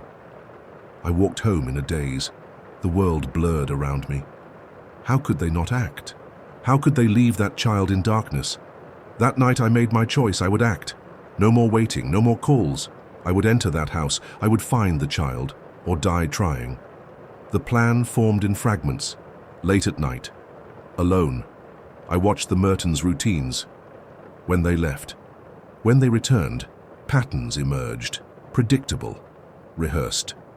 One evening a week, Thursday, they attended a local community group, gone for 2 hours. Enough time, I prepared carefully. Gloves, flashlight, a set of old lockpicks, purchased long. Go in a misguided attempt at a new hobby, and the photograph unfolded in my pocket, a talisman of purpose. Thursday came. The Mertons left, as expected. I waited 10 minutes, then crossed the lawn, heart pounding. The back door lock was old, worn. It yielded quickly beneath trembling fingers. I slipped inside.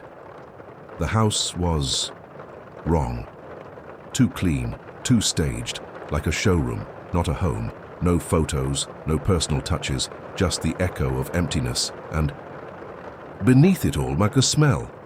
Faint, metallic, like old blood and damp stone. I forced myself to move, through the kitchen.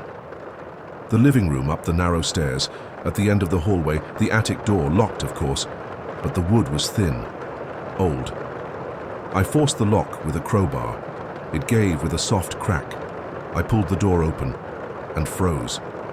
The stairs beyond descended, not up. A narrow spiral of stone. Cold air wafted from below. Impossible. From outside, the attic sat above the house, but here, the space stretched deep into the earth. A trick of architecture or something older? I had no answers. Only resolve. I descended. The air grew colder with each step, the smell stronger, the stone damp beneath my fingers. At the bottom, a single wooden door. I pushed it open, and there, I found them. The child lay curled on a filthy mattress, thin, pale, eyes wide with terror. Chains bound their ankles, their wrists, a crude collar at their throat. Their gaze met mine, and though their lips did not move, I heard it, clear as a whisper. In my mind, "Help me." I rushed forward, fumbled with the chains. "I'm here," I whispered. "I've got you." Tears blurred my vision. Metal bit into my hands, but I worked, desperate. The final shackle fell away. I gathered the child into my arms. So light, so fragile. "You're safe now," I whispered. But as I turned to flee, footsteps echoed above. The Mertons had returned. I ran, clutching the child close. I bolted up the stairs, burst through the attic door, down the hall. Voices shouted behind me, "Stop!" But I didn't stop. I flew through the front door, onto the lawn, into the night. Neighbors stared. Lights flicked on. Sirens wailed. Someone had called the police. I collapsed on my porch, sobbing, holding the child tight. "You're safe," I whispered. Again and again. "You're safe." The police arrived, took the Mertons into custody. Their house revealed horrors beyond imagining. Hidden rooms, old bones, records of other children, most long gone. The child was taken to the hospital, treated, saved, and through it all, I remained at their side, as if by sheer presence I could shield them from further harm. Weeks passed. The Mertons vanished into the system, their trial sealed from public view. The child, a girl, recovered slowly. Spoke little, but each night she would whisper, "Thank you," and each time I would reply, "I'm sorry I waited so long." Now the house next door stands empty, windows boarded, yard overgrown. But some nights when the wind is just right, I swear I still hear it, that faint voice, "Help me." And I wonder how many others were never heard, how many whispers were lost to silence. I listen now always because some calls must be answered, no matter the cost. There's a peculiar kind of silence that follows certain events, not the absence of sound. No, sound returns quickly, with all its petty demands. It's deeper than that, a silence beneath the noise, a quietness that creeps into the corners of your life, into the very spaces where your mind once found comfort. That's the silence I lived with after that night. The Mertons' house stood empty now. Boarded windows. Police tape limp and fading. but in my mind it remained as it had been.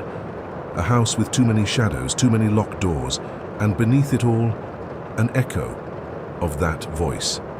Help me.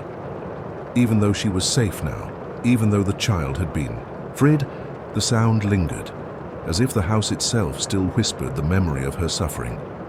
I should have moved, perhaps, sold the house, left the street, but something held me there, a sense of obligation, of unfinished business. The authorities assured me the Mertons will face justice. And yet, justice felt thin, a brittle word against the enormity of what had happened, of what I had failed to prevent for so long. The girl, her name was Anna, was placed with a foster family. Good people, I was told. Safe. Kind. I visited. Often, though always with care, not to intrude, not to overwhelm, but to remind her you were heard, you were not forgotten. She spoke little at first.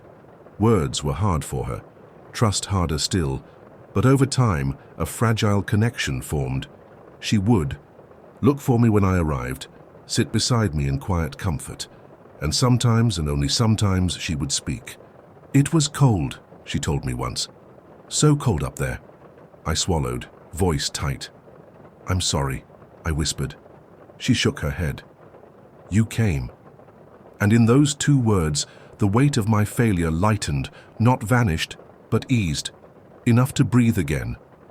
But not all wounds fade, not all shadows lift. I began to dream, always the same dream, the attic, the small pale face pressed against glass. Help me. I would wake gasping, drenched in sweat, and through the darkness I would stare at that boarded window, as if expecting it to glow once more. Neighbors whispered, rumors spread. Did you hear? They found a child in that house. A cult, they say. Horrible things. I ignored them.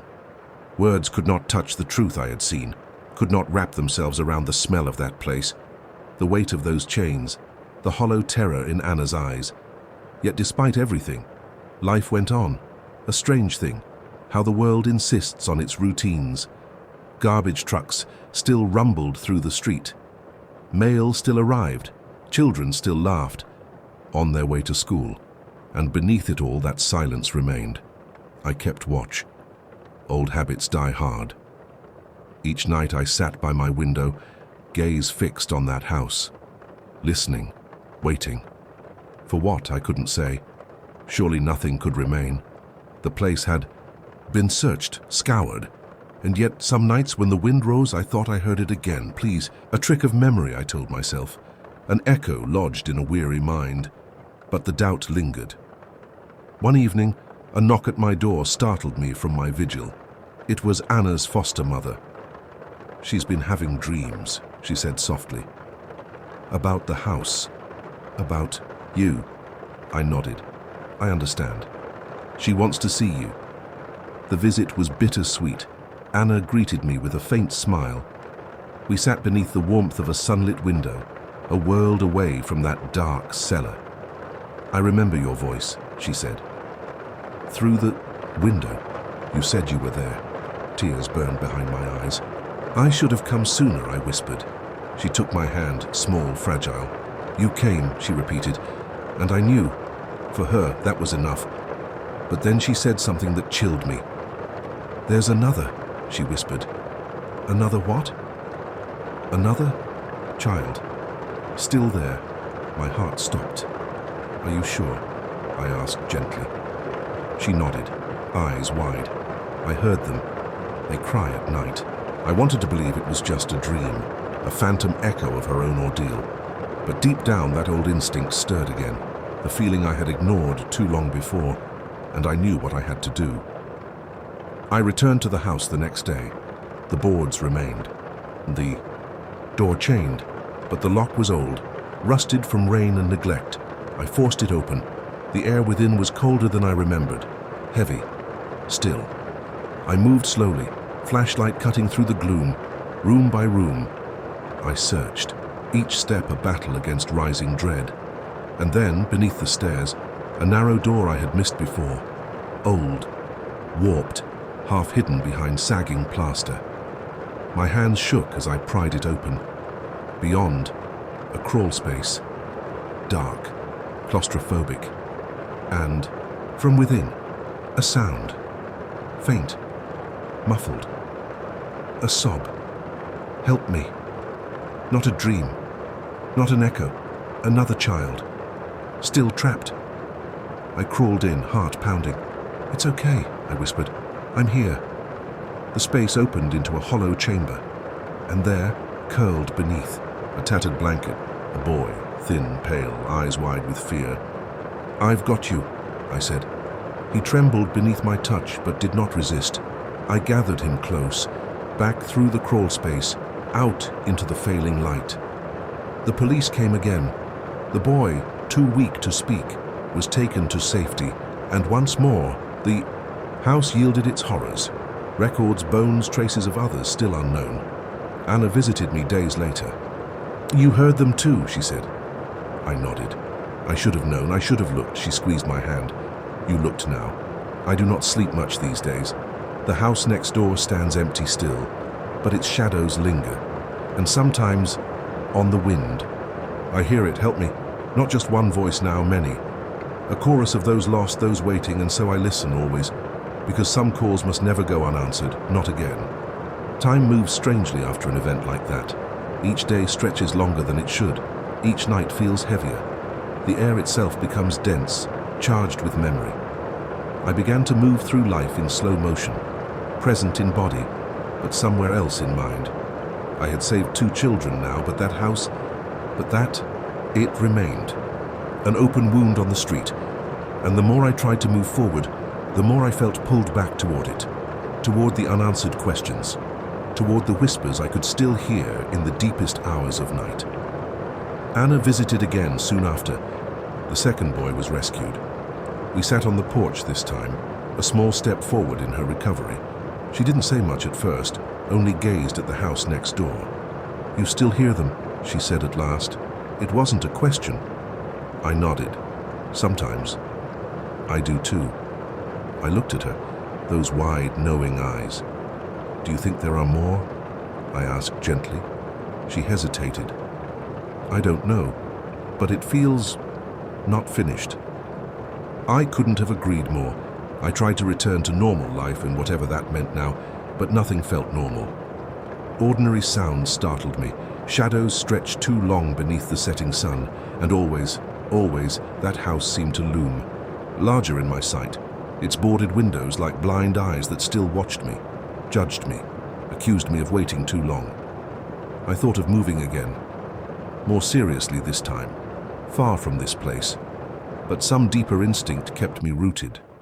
A quiet voice that whispered, "It isn't over," and part of me feared that if I left, those children, and the ones still lost, would vanish again into darkness, forgotten by a world that prefers to look away. One evening, as dusk fell and the first stars began to appear, I saw movement. Not from the house this time, but from the street, a small figure standing alone beneath the broken lamp. Anna. I rushed outside. "What are you doing here?" I asked softly, kneeling beside her. She looked up at me, eyes wide but calm. I heard them. My breath caught. Heard what? Voices, in my dreams, but it wasn't a dream. I believed her. Perhaps I should have questioned it, sought a rational explanation, but I couldn't. Not anymore. Some truths live beyond reason.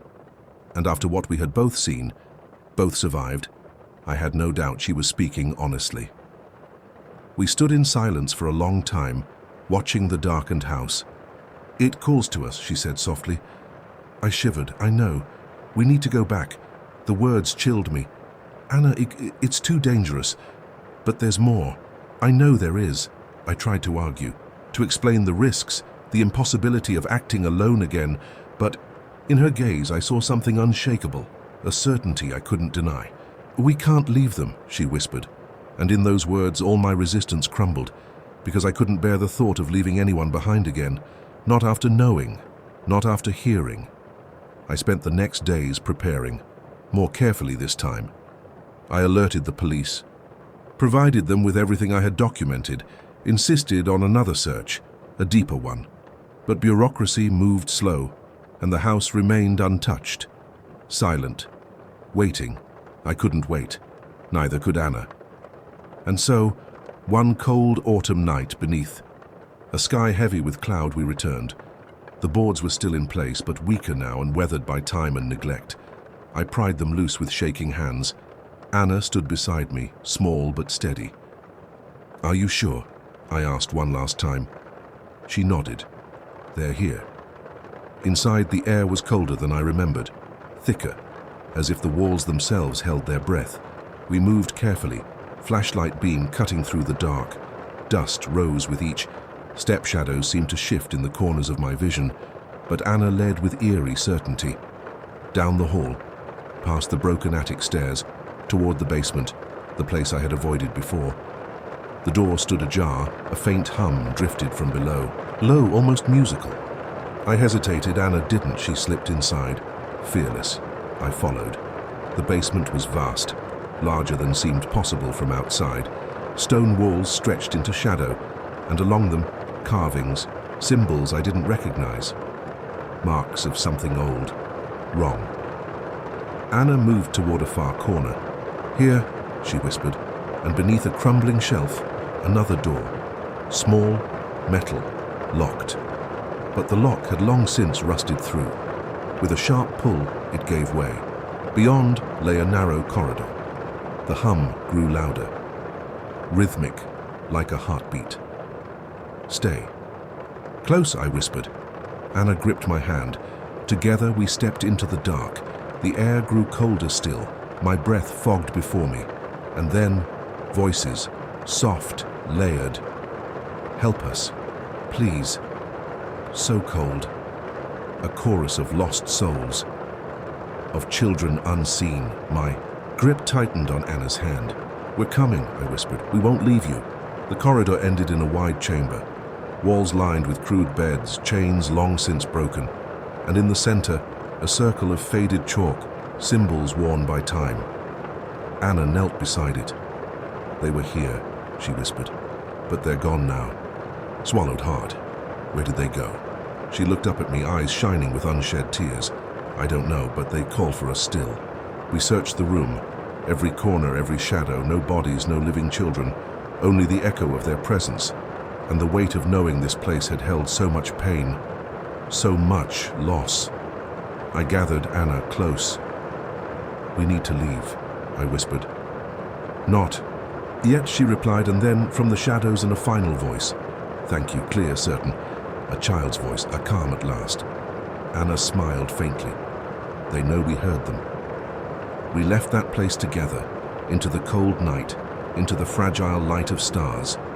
And though I feared what still might lie beneath that cursed house, beneath so many others unseen, I knew this much.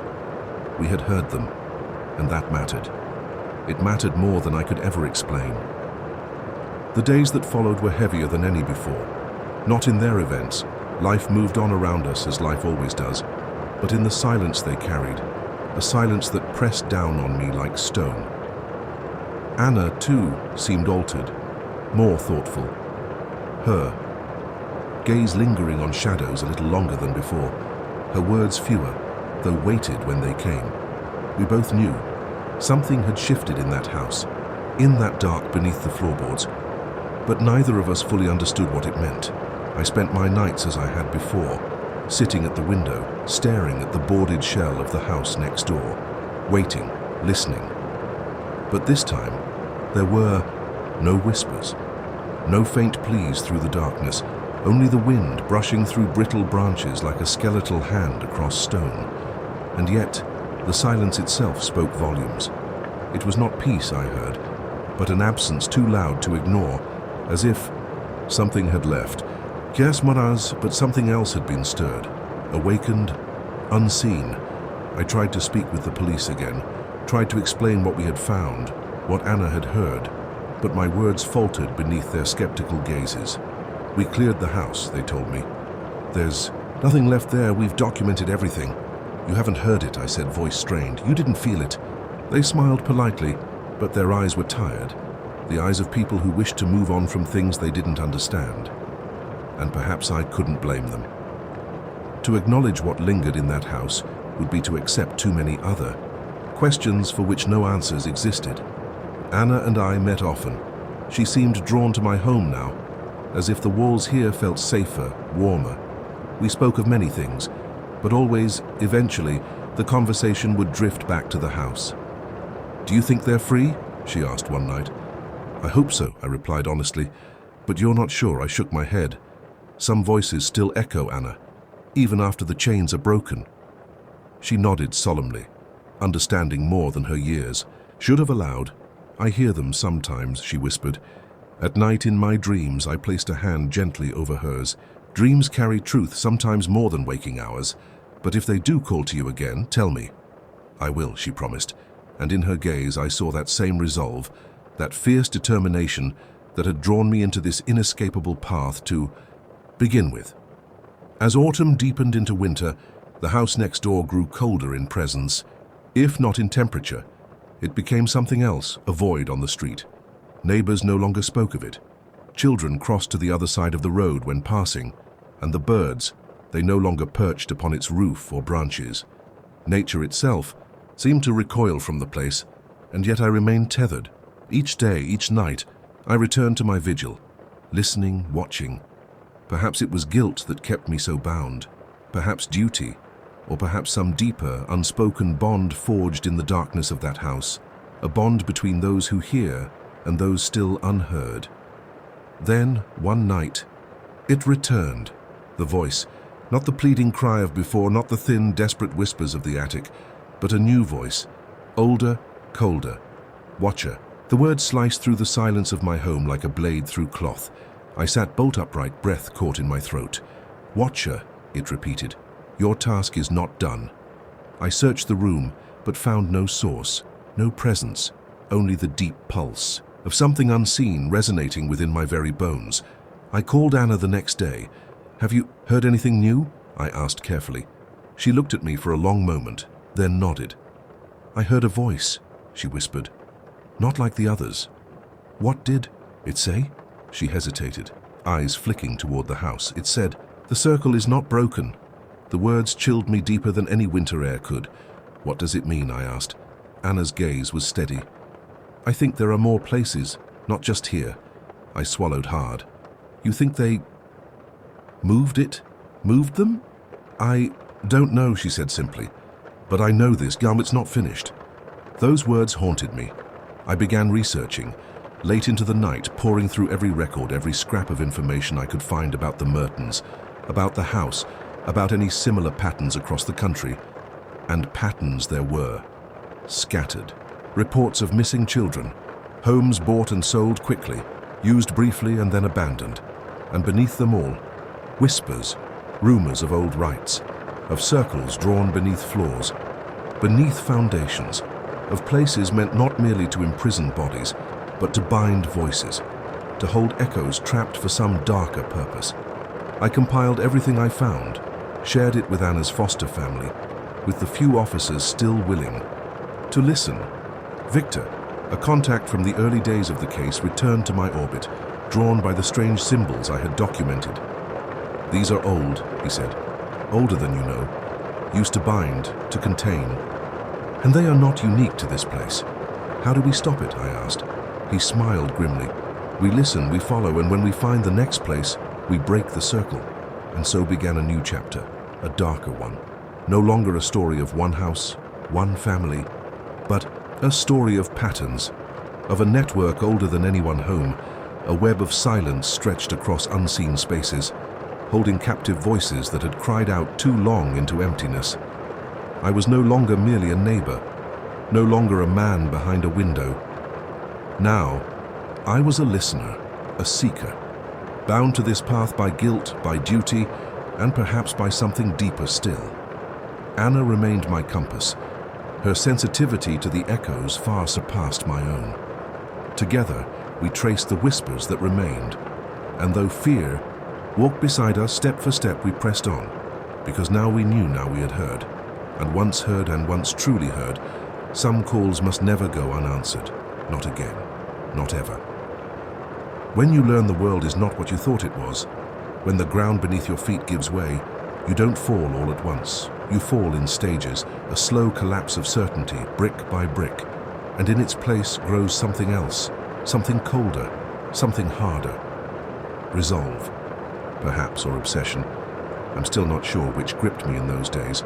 All I knew was this: I couldn't turn away. Not anymore. Victor became our guide into the deeper layers of the web. He spoke of old orders, of forgotten cults that moved beneath. Society's surface like roots beneath the earth, unseen but ever present. What we saw in that house, he explained, was only one node in a vast network, a remnant of rites meant to bind more than flesh, to bind the spirit, the voice. The will, but why, I asked. Power, he said simply, and control. The old thirsts never change. His words chilled me deeper than any winter wind, because beneath them lay the implication that this wasn't over, that it might never be, and that we, Anna, and I had been marked now by what we had seen, by what we had heard. We followed the threads where they led. Property records. Forgotten archives, patterns emerged. Houses like the one next door, bought and sold through shell corporations. Each one occupied briefly, each one abandoned after strange occurrences, unexplained disappearances, and beneath them all, symbols, variations of the spiral we had seen, of the circles etched in chalk and blood. Why the children? I asked Victor one night, unable to shake the question. Why always the children, he sighed. Because they hear, they feel, their voices ring clearer through the veil. To those who seek such power, they are both conduit and sacrifice. I shuddered. And the ones we heard, they're still out there? Victor met my gaze. Some, perhaps. Some lost beyond reach, but others still call. Anna knew this already, in ways deeper than words. She heard them more clearly than any of us. Sometimes she would wake in the night, pale and trembling. "They're crying," she would whisper. "They're trapped." I held her close each time. "We'll find them," I promised. "We'll free them." And each time the promise rang more like a prayer than a certainty. But a prayer is sometimes all you have, and sometimes it's enough to keep moving forward. Our search led us next to a town 3 states away, a place called Larchwood Quiet. Insular, a town with too many missing children for its size, too many old houses with strange histories. Victor had found a property there, an old orphanage long since closed, now in private hands. It matches the pattern, he told us, and the records, they don't add up. Anna gripped my hand when she heard the name. "I've dreamed of that place," she whispered. "Dark halls, locked rooms." I swallowed hard. "Then it's where we go next." We arrived in Larchwood beneath grey skies, the kind that seemed to press the world into silence. The town greeted us with wary eyes, closed doors. Outsiders were not welcome here. And the orphanage, it stood on a hill above it all, as if watching, waiting. The building was a shell of its former self, boarded windows, vines clutching its walls like withered hands. But beneath its decay, I felt it. That same wrongness. A hum too deep to hear, yet impossible to ignore. "They used this place," Victor said softly, "and perhaps they still do." We prepared carefully. Anna insisted on coming, and I did not argue. She had become my compass in this darkness, her instincts sharper than any map, her courage a constant beacon. "Are you ready?" I asked as we stood before the iron gate. She nodded. "We have to listen." The inside was worse than I imagined. Dust thick as ash, walls peeling like old skin, and beneath it all, a cold that seemed to seep into marrow. "This place remembers," Victor murmured, "and so must we." We moved room by room, the floorboards groaning beneath each step. Anna led us toward the old dormitories. "They were kept here," she whispered. "I hear them still." The air grew heavier as we approached, and then voices, faint, layered, cold, alone. "Please." I closed my eyes, heart hammering. "We're here," I whispered. "We hear you." And for a moment, the voices stilled, as if listening in turn. In the farthest room we found the circle, etched deep into the floor. Symbols dark with old stains, chains rusted through, and within its center, a single object, a child's shoe, small. Worn a silent testament to the lives caught here, Anna knelt beside it. Tears streaked her cheeks. "They want to go," she whispered, "but they can't. Not yet." Victor nodded grimly. The circle must be broken. He worked swiftly, tracing counter-symbols, murmuring old words. Anna and I stood watch, the air growing colder with each breath, and then a sound, a low wail rising from the walls themselves. Not of grief, of release. The circle flared once, then faded, and the voices, they sang. A single note of peace, fading into silence. We left that place as dawn broke, exhausted, changed. "It's only one," I said softly, gazing back at the orphanage. "Only one place of many." Anna gripped my hand. "But we'll find the others." Her voice held no doubt, and in that moment, neither did I. Because once you hear them, once you truly hear them, you can never stop listening. Not until every voice is freed. Not until every circle is broken. Not until the silence is honest again. You might expect that after that night, after Larchwood, after hearing the voices fade into that fragile peace, I would feel relief, closure. A chapter ended, but life does not offer such neat conclusions, especially not after what we had seen, what we had heard.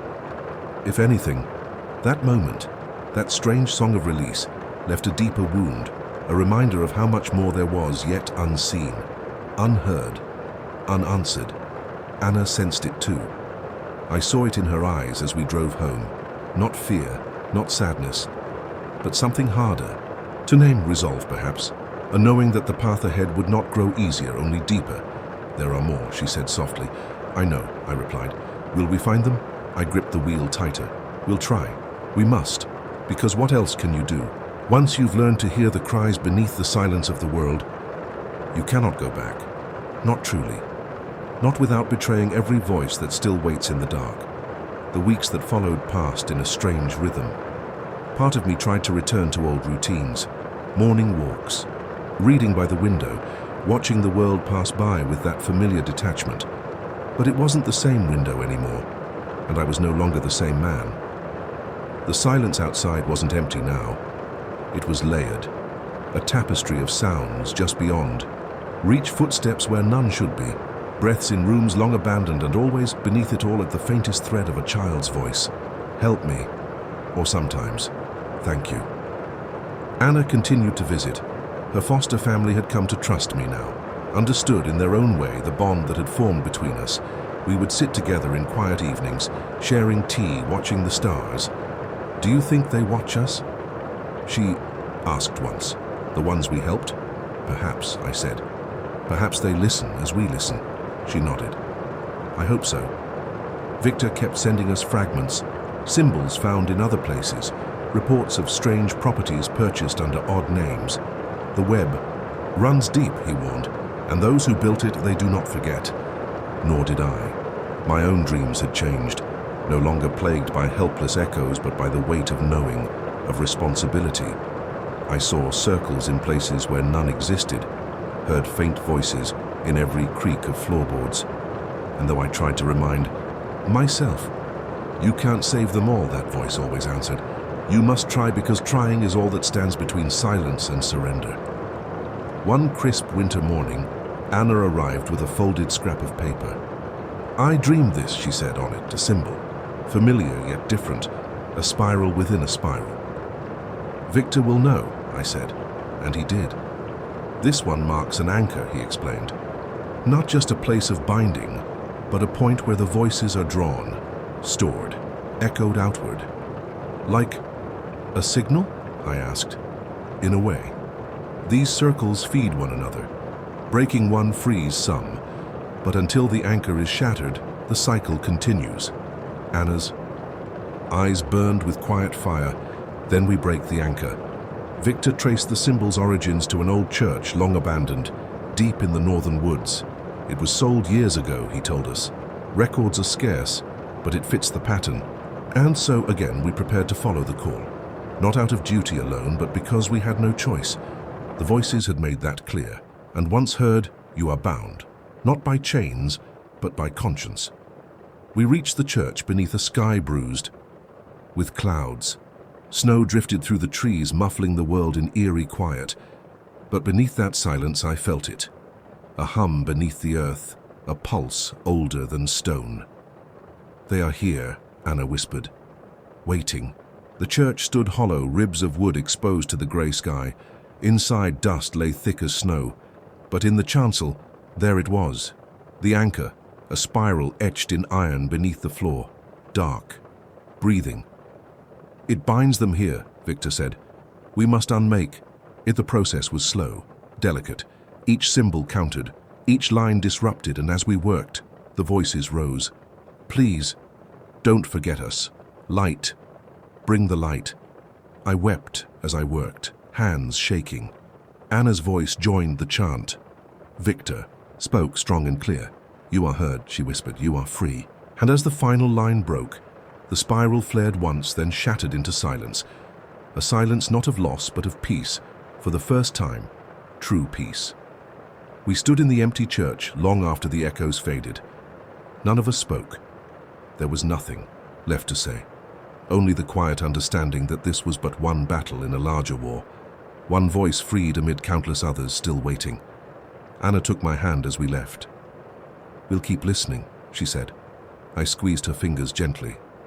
Always, and that is where the story ends for now, not with triumph, not with closure, but with an open ear to the world. Because now I know, beneath every silence there may lie a voice unheard, a plea unseen, a call waiting for someone, anyone, to listen. And perhaps that is why I tell this story now, so that you too might listen, might hear what others cannot. Because if I've learned anything through this, it is this. The greatest horrors hide not in shadows, but in silence. And sometimes the smallest voice can hold the loudest truth, if only we dare to listen and to answer. You never expect your own childhood home to betray you. You never imagine the place where your earliest memories were formed. The walls that once held your laughter, your tears, your sleep, could hold a secret so dark it might undo you. But mine did. And sometimes late at night when the house is silent, when the world narrows to the sound of my breath and the tick of the old clock in the hallway, I wonder if it always had. If I had always known somewhere deep inside that something waited behind that door. The door that should have stayed locked. It began, as so many things do, with a return. I hadn't planned to go back. After my parents passed, the house stood empty for nearly 2 years, a silent monument to lives now ended. I thought about selling it, even listed it once. But something always stopped me, a pull I couldn't quite name, and so it remained, untouched, gathering dust and shadow, until the letter arrived. No return address, no signature, just a single line typed in an old, uneven font. You need to come home. The room isn't empty. I read it a dozen times, heart pounding. No one else should have known. The room had been locked since before I was born. My father's rule, strict, unwavering. This door stays closed, no exceptions, and I had obeyed. Even after they were gone, even when the rest of the house became mine by law, that door remained shut. The key, if there was one, had vanished long ago. Or so I thought. The letter changed everything. I tried to dismiss it, a prank, perhaps, but the words burned behind my eyes. The room isn't empty. It became impossible to ignore. And so with trembling hands, I packed a bag, locked my apartment, and drove the long, winding road back to the house on the hill, back to the place where the walls still whispered of childhood, back to the place I had fled and now could not avoid. The house stood as I remembered, a little smaller, perhaps a little sadder, its windows dull with dust, the garden wild and tangled. I stood before it for a long moment, key cold in my hand, breath fogging in the crisp morning air. Then, slowly, I unlocked the door. The scent hit me first. Old wood, paper, something sweeter, decayed beneath the familiar. I shivered, crossed the threshold, and the house swallowed me whole. I spent that first day in ritual, opening windows, letting light touch the forgotten corners, dusting surfaces no hand had touched in years. But while my gaze drifted again and again to the end of the upstairs hallway, to the door plain white, faint scuffs near the handle, marks I had never noticed before. Perhaps I hadn't wanted to. By nightfall, the house had settled into a quiet that felt both familiar and wrong. I lay awake in my childhood bed, the ceiling above a patchwork of faint cracks and faded glow-in-the-dark stars. Sleep eluded me, because now the house was different. I was different. Could no longer pretend that door was just wood and paint. It was a question now, one that demanded an answer. The next morning, I searched drawers, cupboards, old boxes tucked beneath the stairs, for a key, for some clue. Hours passed, nothing, but the letter remained, folded in my pocket, its words like a whisper against my ribs.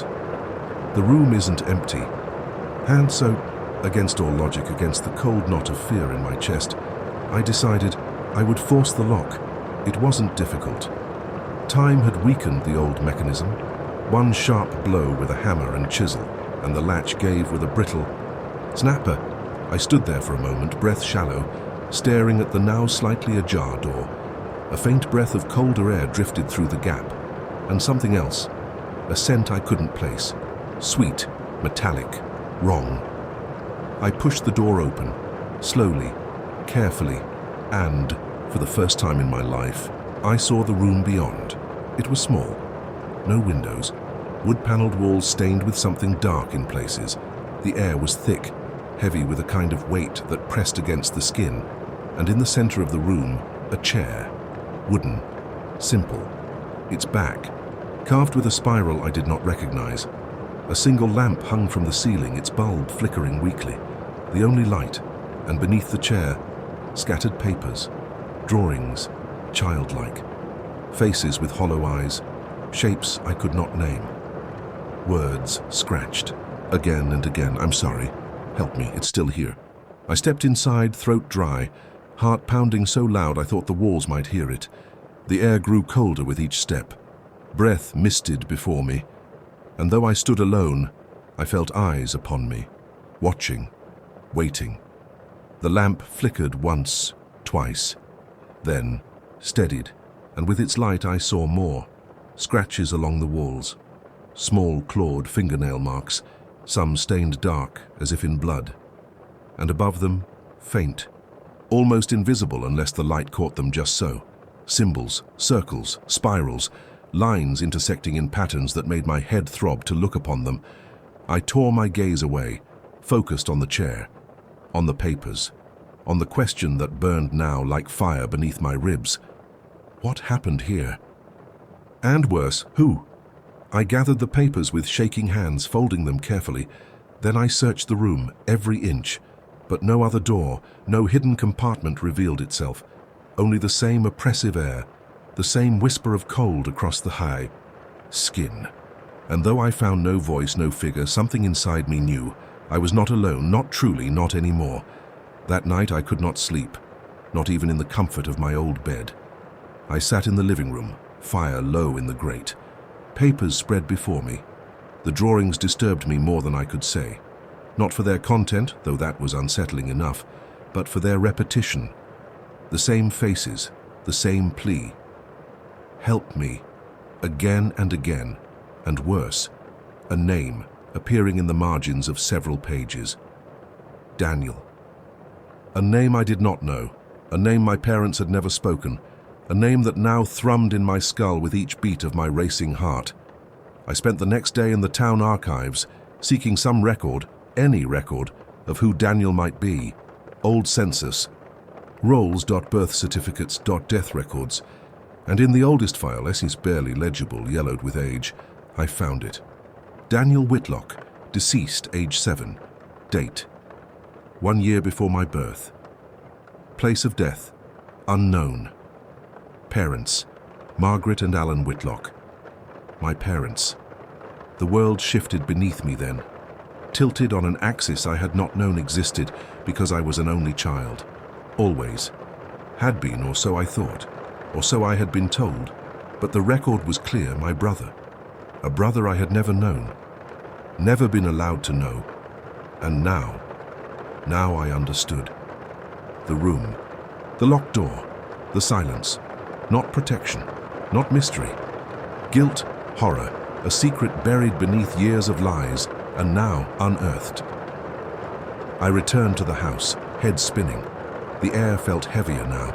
The walls seemed to lean inward, pressing close, and the thunderous, now ajar, me seemed to beckon, to call. Daniel. I whispered the name aloud, and in the stillness that followed, something shifted, a faint creak, a breath of colder air, and though I could not see him, I knew I was not alone. Daniel. The name echoed through the room, small and hollow, swallowed by old wood and colder air. I stood there for a long time, barely breathing, barely thinking. I had come back seeking answers, closure, perhaps even a return to something like peace. Instead, I had opened a door to a past I had never known I carried, a brother, a lost life, a grief so deep it had been buried beneath silence, beneath lies. And now it rose, slow and cold, wrapping around my throat, my heart. The room seemed to pulse with it, a faint vibration beneath my feet, beneath the thin skin of the world. The lamp flickered once, twice, then steadied, and I felt it, a presence, not cruel, not warm, simply there, waiting. Daniel, I whispered again, voice shaking. I didn't know. The words felt thin, empty against the weight of years, but I had to speak them, had to fill the silence with something other than fear. I'm here now. A faint breath of air stirred the edges of the papers on the floor, a sound like a sigh, and then he soft as falling ash, a single word. Brother. I froze. No mouth had formed the sound, no throat had shaped it, but it was there, clear, real. Yes, I whispered, tears burning my eyes. Your brother. I didn't know. I'm so sorry. Another breath of air, another whisper. Alone. So long. My heart broke then, shattered beneath the weight of that voice, the smallness of it, the endless waiting beneath silence and shadow. I stepped closer to the chair, to the symbols carved into its frame. What happened? I asked softly. Why was this room locked? Why did they hide you? No answer came, only the shifting of air, the deepening of that cold, and yet somehow I understood. Not in words, no sentence formed itself in my mind, but in a knowing that settled beneath my ribs like a stone. Fear, not of Daniel, of what had been done here, of what my parents had tried to bury, and of what still lingered. I knelt by the papers again, fingertips brushing the jagged lines. Help me, they read, again and again. It's still here, and suddenly I knew. The room had not simply been a prison, it had been a vessel, a place meant to contain something they could not face, could not fight. And in doing so, they had trapped their son as well, trapped his voice, his fear, his grief, and now it was my turn to face what they would not. Daniel, I whispered, I'm going to open the circle. I don't know where the words came from, only that they felt right, that some instinct older than memory guided my hands, my breath, my voice. I stood, tracing the symbols with trembling fingers. Speaking. Words I did not know I knew. You are not alone, you are not bound, you are heard. The air thrummed, the lamp flared, and the floor beneath my feet seemed to shift, to breathe. A presence pressed close then, not malevolent, not kind, simply vast, tired. Head still here, the voice whispered once more, and suddenly beneath the layers of grief and loss I felt it, another presence, older, darker, not Daniel, something else, something my parents had tried as and failed to lock away. I should have. Fled then, should have run from that house and never looked back.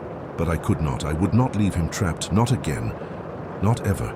I will face it, I whispered. I will free you. And with those words the lamp shattered, light blooming, then gone. Darkness swallowed the room, and in that darkness it moved, a shadow deeper than shadow, a cold that burned, and beneath it, The faint shape of a child, small, thin, eyes wide and hollow. "Help me," I stepped forward, heart hammering. "You are free," I whispered. "You are not alone." The dark surged. A wave of cold that wrapped around me, through me. Memories not my own flashed like lightning behind my eyes. A child locked away. Fear, pain, loneliness so deep it became its own kind of hunger. And beneath it all, the presence. Not a ghost, not a demon, a wound, a tearing in the fabric of something older than any house, any name. It fed on me, the voice whispered. Fed on fear. And I understood then. Daniel had not died of illness or accident. He had been consumed by what had been drawn here, bound here, through ritual, through desperation. My parents had tried to stop it, failed, and fled into silence. "I will not let it take you again," I vowed, and I began to speak. Words not my own, but flowing through me, through the trembling of my bones. "You are light. You are whole. You are free." Again and again, a mantra against the dark. The shadow writhed, shrieked, without sound. And through it all, Daniel's form grew clearer, brighter, until at last, and with a final surge of warmth through the frozen air, the dark shattered, gone, and Daniel stood before me, whole, smiling. Tears streamed down my face.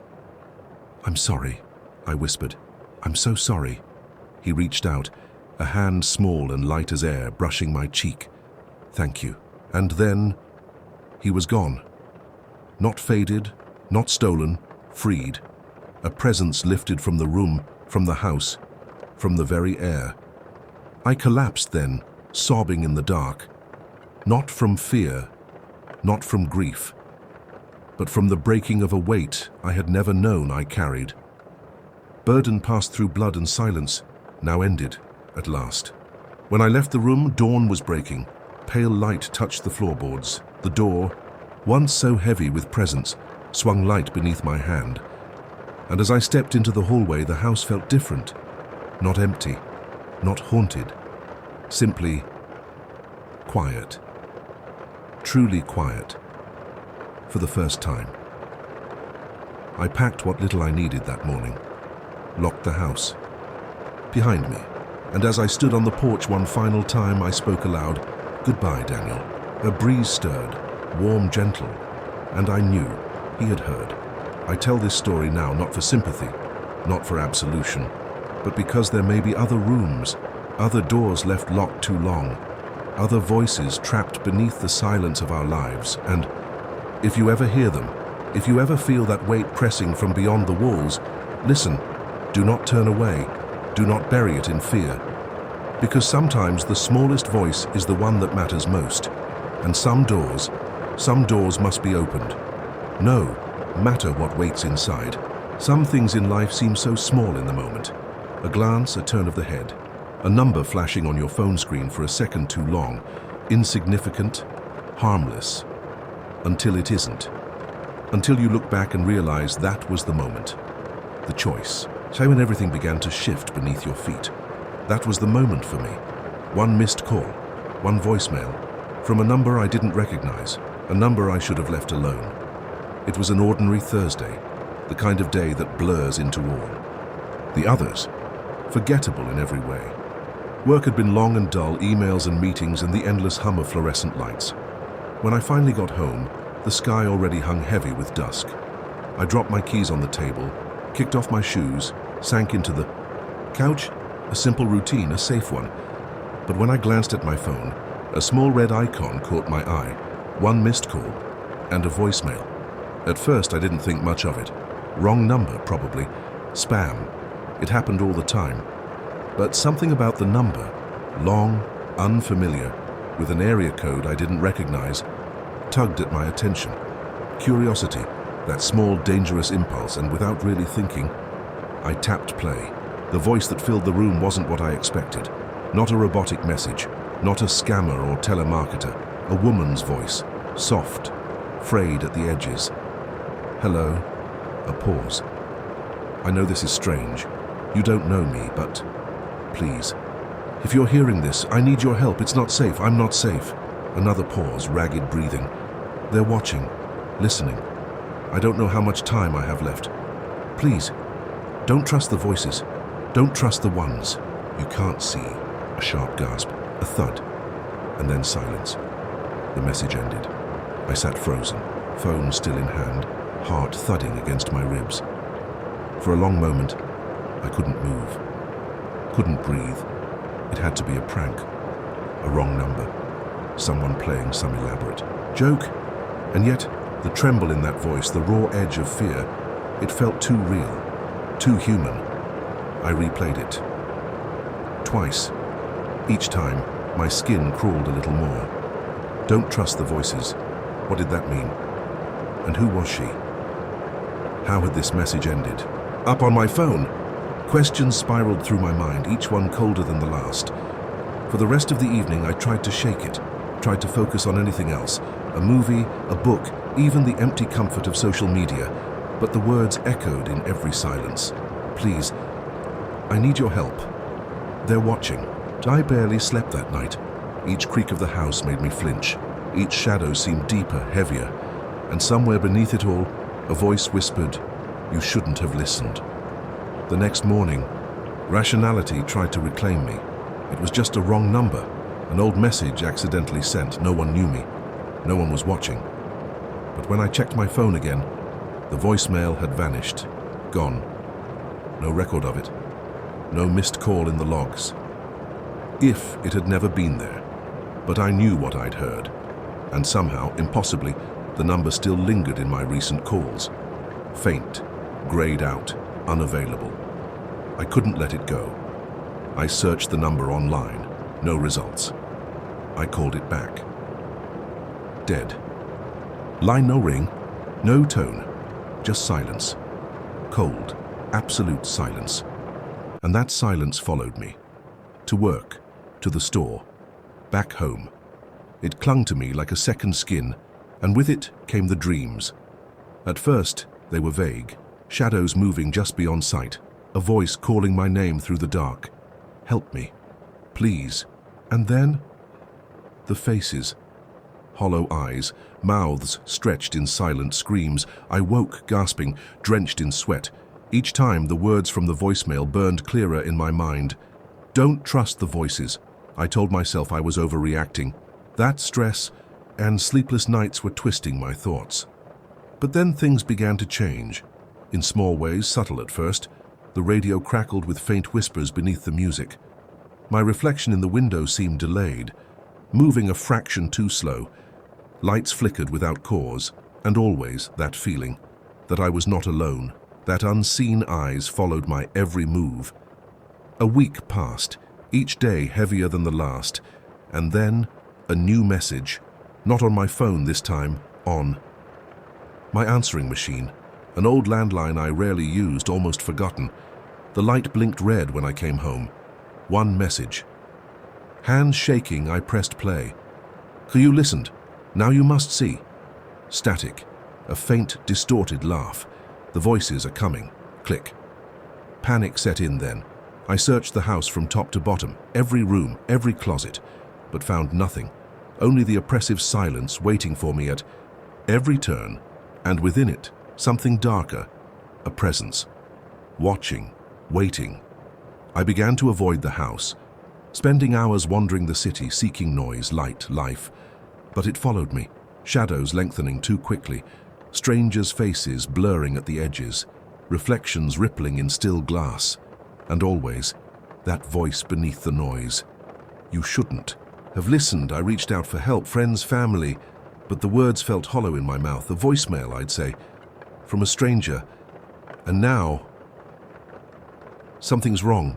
They smiled politely, nodded, changed the subject. I couldn't blame them. It sounded mad. It was mad, but the madness was real. Then, the phone rang.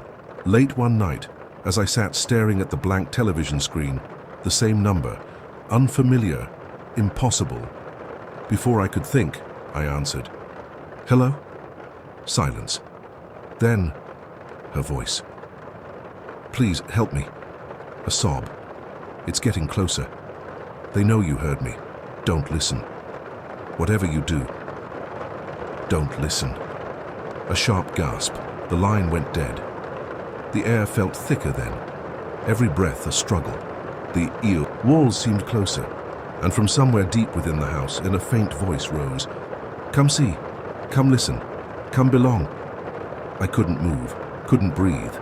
I sat frozen as the voice grew louder, closer, not from the phone, from the house itself, from the walls, the floor, from inside me. I don't remember how long I sat there, trembling in the dark, hours perhaps, or only minutes stretched thin by terror. But when the first pale light of dawn crept through the window, the voice faded, and I knew this was only the beginning. The door had been opened. By listening, I had invited it in, and now it would not leave. There are moments when the world becomes thin, when the space between what is seen and what is unseen wears down like an old threadbare cloth. And through those thin places, things move, whispers drift, eyes blink open where no eyes should be. That is where I was now, not fully in my house, not fully in the world I had known, but caught in a liminal place of breath and shadow, where the rules had shifted beneath my feet, and all because I had answered, because I had listened. For the first time in days, I considered leaving, fleeing the house, the city, the life that had so quietly unraveled beneath the weight of one message. But even as the thought formed, the voices rose, soft, coaxing. "Run, hide, we will follow." A cruel chorus beneath the skin of the air, and I knew then what I had feared most. It was too late. Whatever had come through was not bound by doors, by walls, by distance. It was bound to me, by sound, by attention, by the act of listening itself. Stopped sleeping, stopped eating. Each hour became a long stretch of waiting, of watching the corners of the room grow darker as the day wore on. Objects blurred at the edges of my vision, words on pages twisted into unreadable shapes. And always, the faint voice beneath it all, "You shouldn't have listened." I tried to fight it, sought help again, doctors, priests, anyone who might understand, but no one could, not truly, because this was not an illness, not a haunting in the simple sense. It was a resonance, a pattern that had nested itself within me, carried on frequencies no ear was meant to hear. A call answered, and now impossible to silence. One night, or perhaps one morning, the hours had lost their meaning. I found myself staring at the old answering machine again. Its light blinked softly in the gloom. I hadn't touched it since the last message, hadn't dared. But something, some instinct deeper than reason, told me to listen, to understand, perhaps even to finish what had begun. With trembling fingers, I pressed play. The voice that answered was not the woman's this time. It was deeper, older, layered with echoes that seemed to fold the air inward as they spoke. "You heard the call. You opened the door. Now you must walk through. Refuse, and we will take. Accept, and we will show." A sharp crackle of static, and then silence, complete, oppressive. I sat there for a long time, heart pounding so loud it seemed to drown out thought. Walk through. Accept. But what choice did I have now?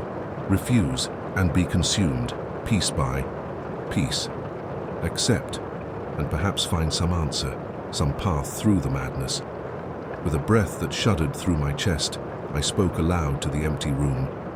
I accept. The change was immediate, not in sound, not in light, but in the air itself, thickening, vibrating with a hum just beyond hearing. The walls seemed to recede, space stretched thin, and from every corner, voices began to rise. Soft at first, then swelling into a chorus that pressed against my skull. "Come see, come listen, come belong." I stumbled to my feet, the floor shifting beneath me like a tide. The house was no longer my own, it had become something else, a conduit, a speaker for the unheard.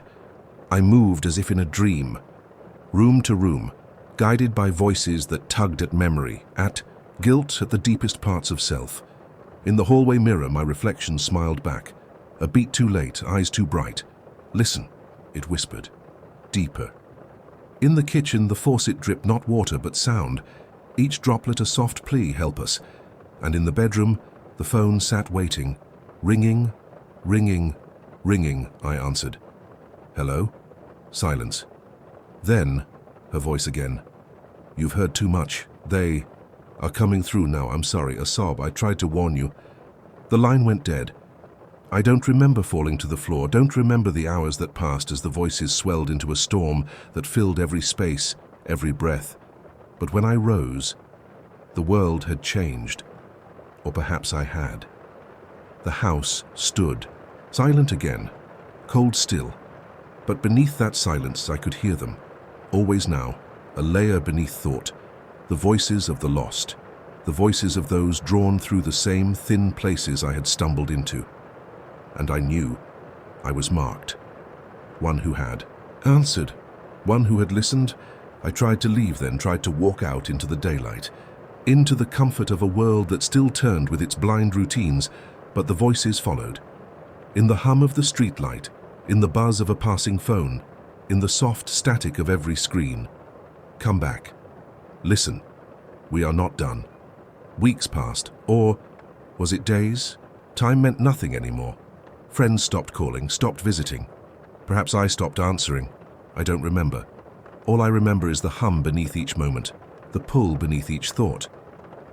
Belong. Join us. Complete the circle.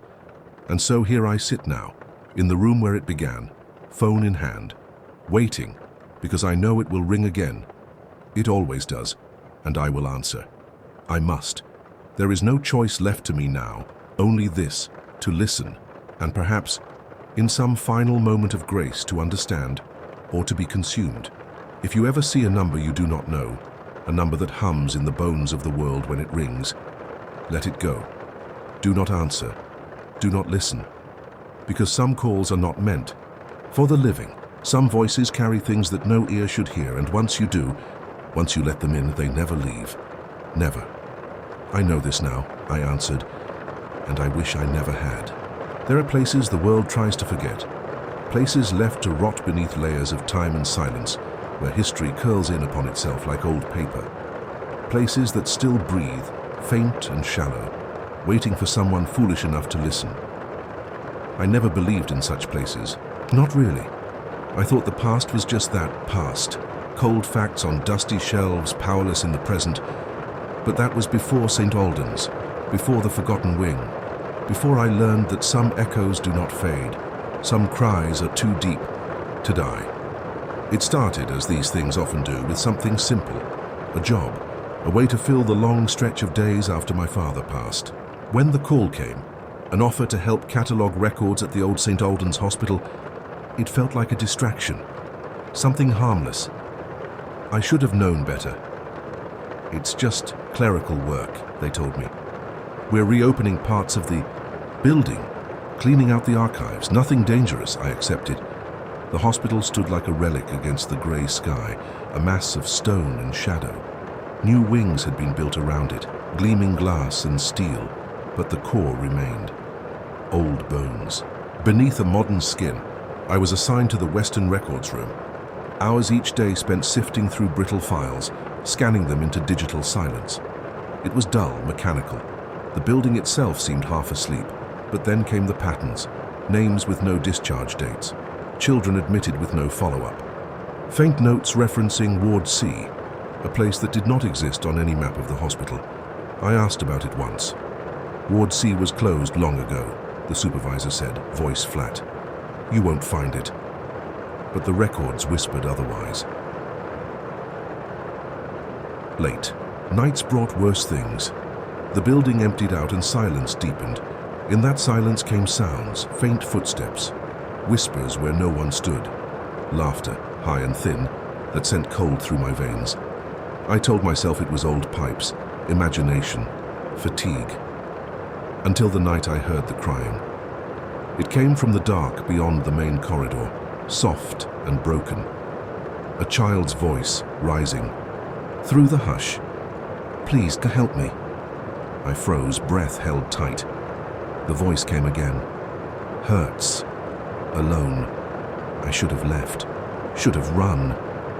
But something stronger than fear pulled me forward. Through dim halls, past doors that stood ajar like gaping mouths. The voice led me to a narrow door half hidden behind old filing cabinets, a door I'd never seen. It opened beneath my touch, cool air spilling out like a sigh. Beyond lay a stairwell descending into shadow. My heart hammered. Each step creaked beneath my weight. The voice grew louder. Please. It's so dark. At the bottom, a corridor stretched ahead. Faded murals lined the walls. Smiling children, their faces cracked and hollow. Above a rusted arch, Ward CI stepped inside. The air was thick, stale with age and something older. Doors lined the corridor, each marked with peeling numbers. The crying led me to one, a room at the far end.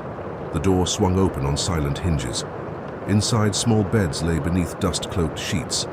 Stuffed toys sat abandoned, and in the center of it all a child crouched.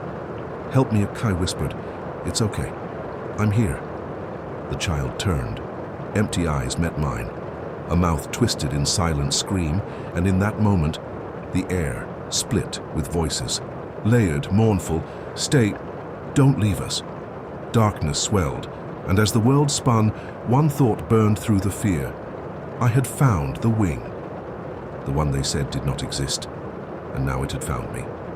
I don't know how long I was out, minutes, maybe hours. When I came to, the room was dark, colder than before.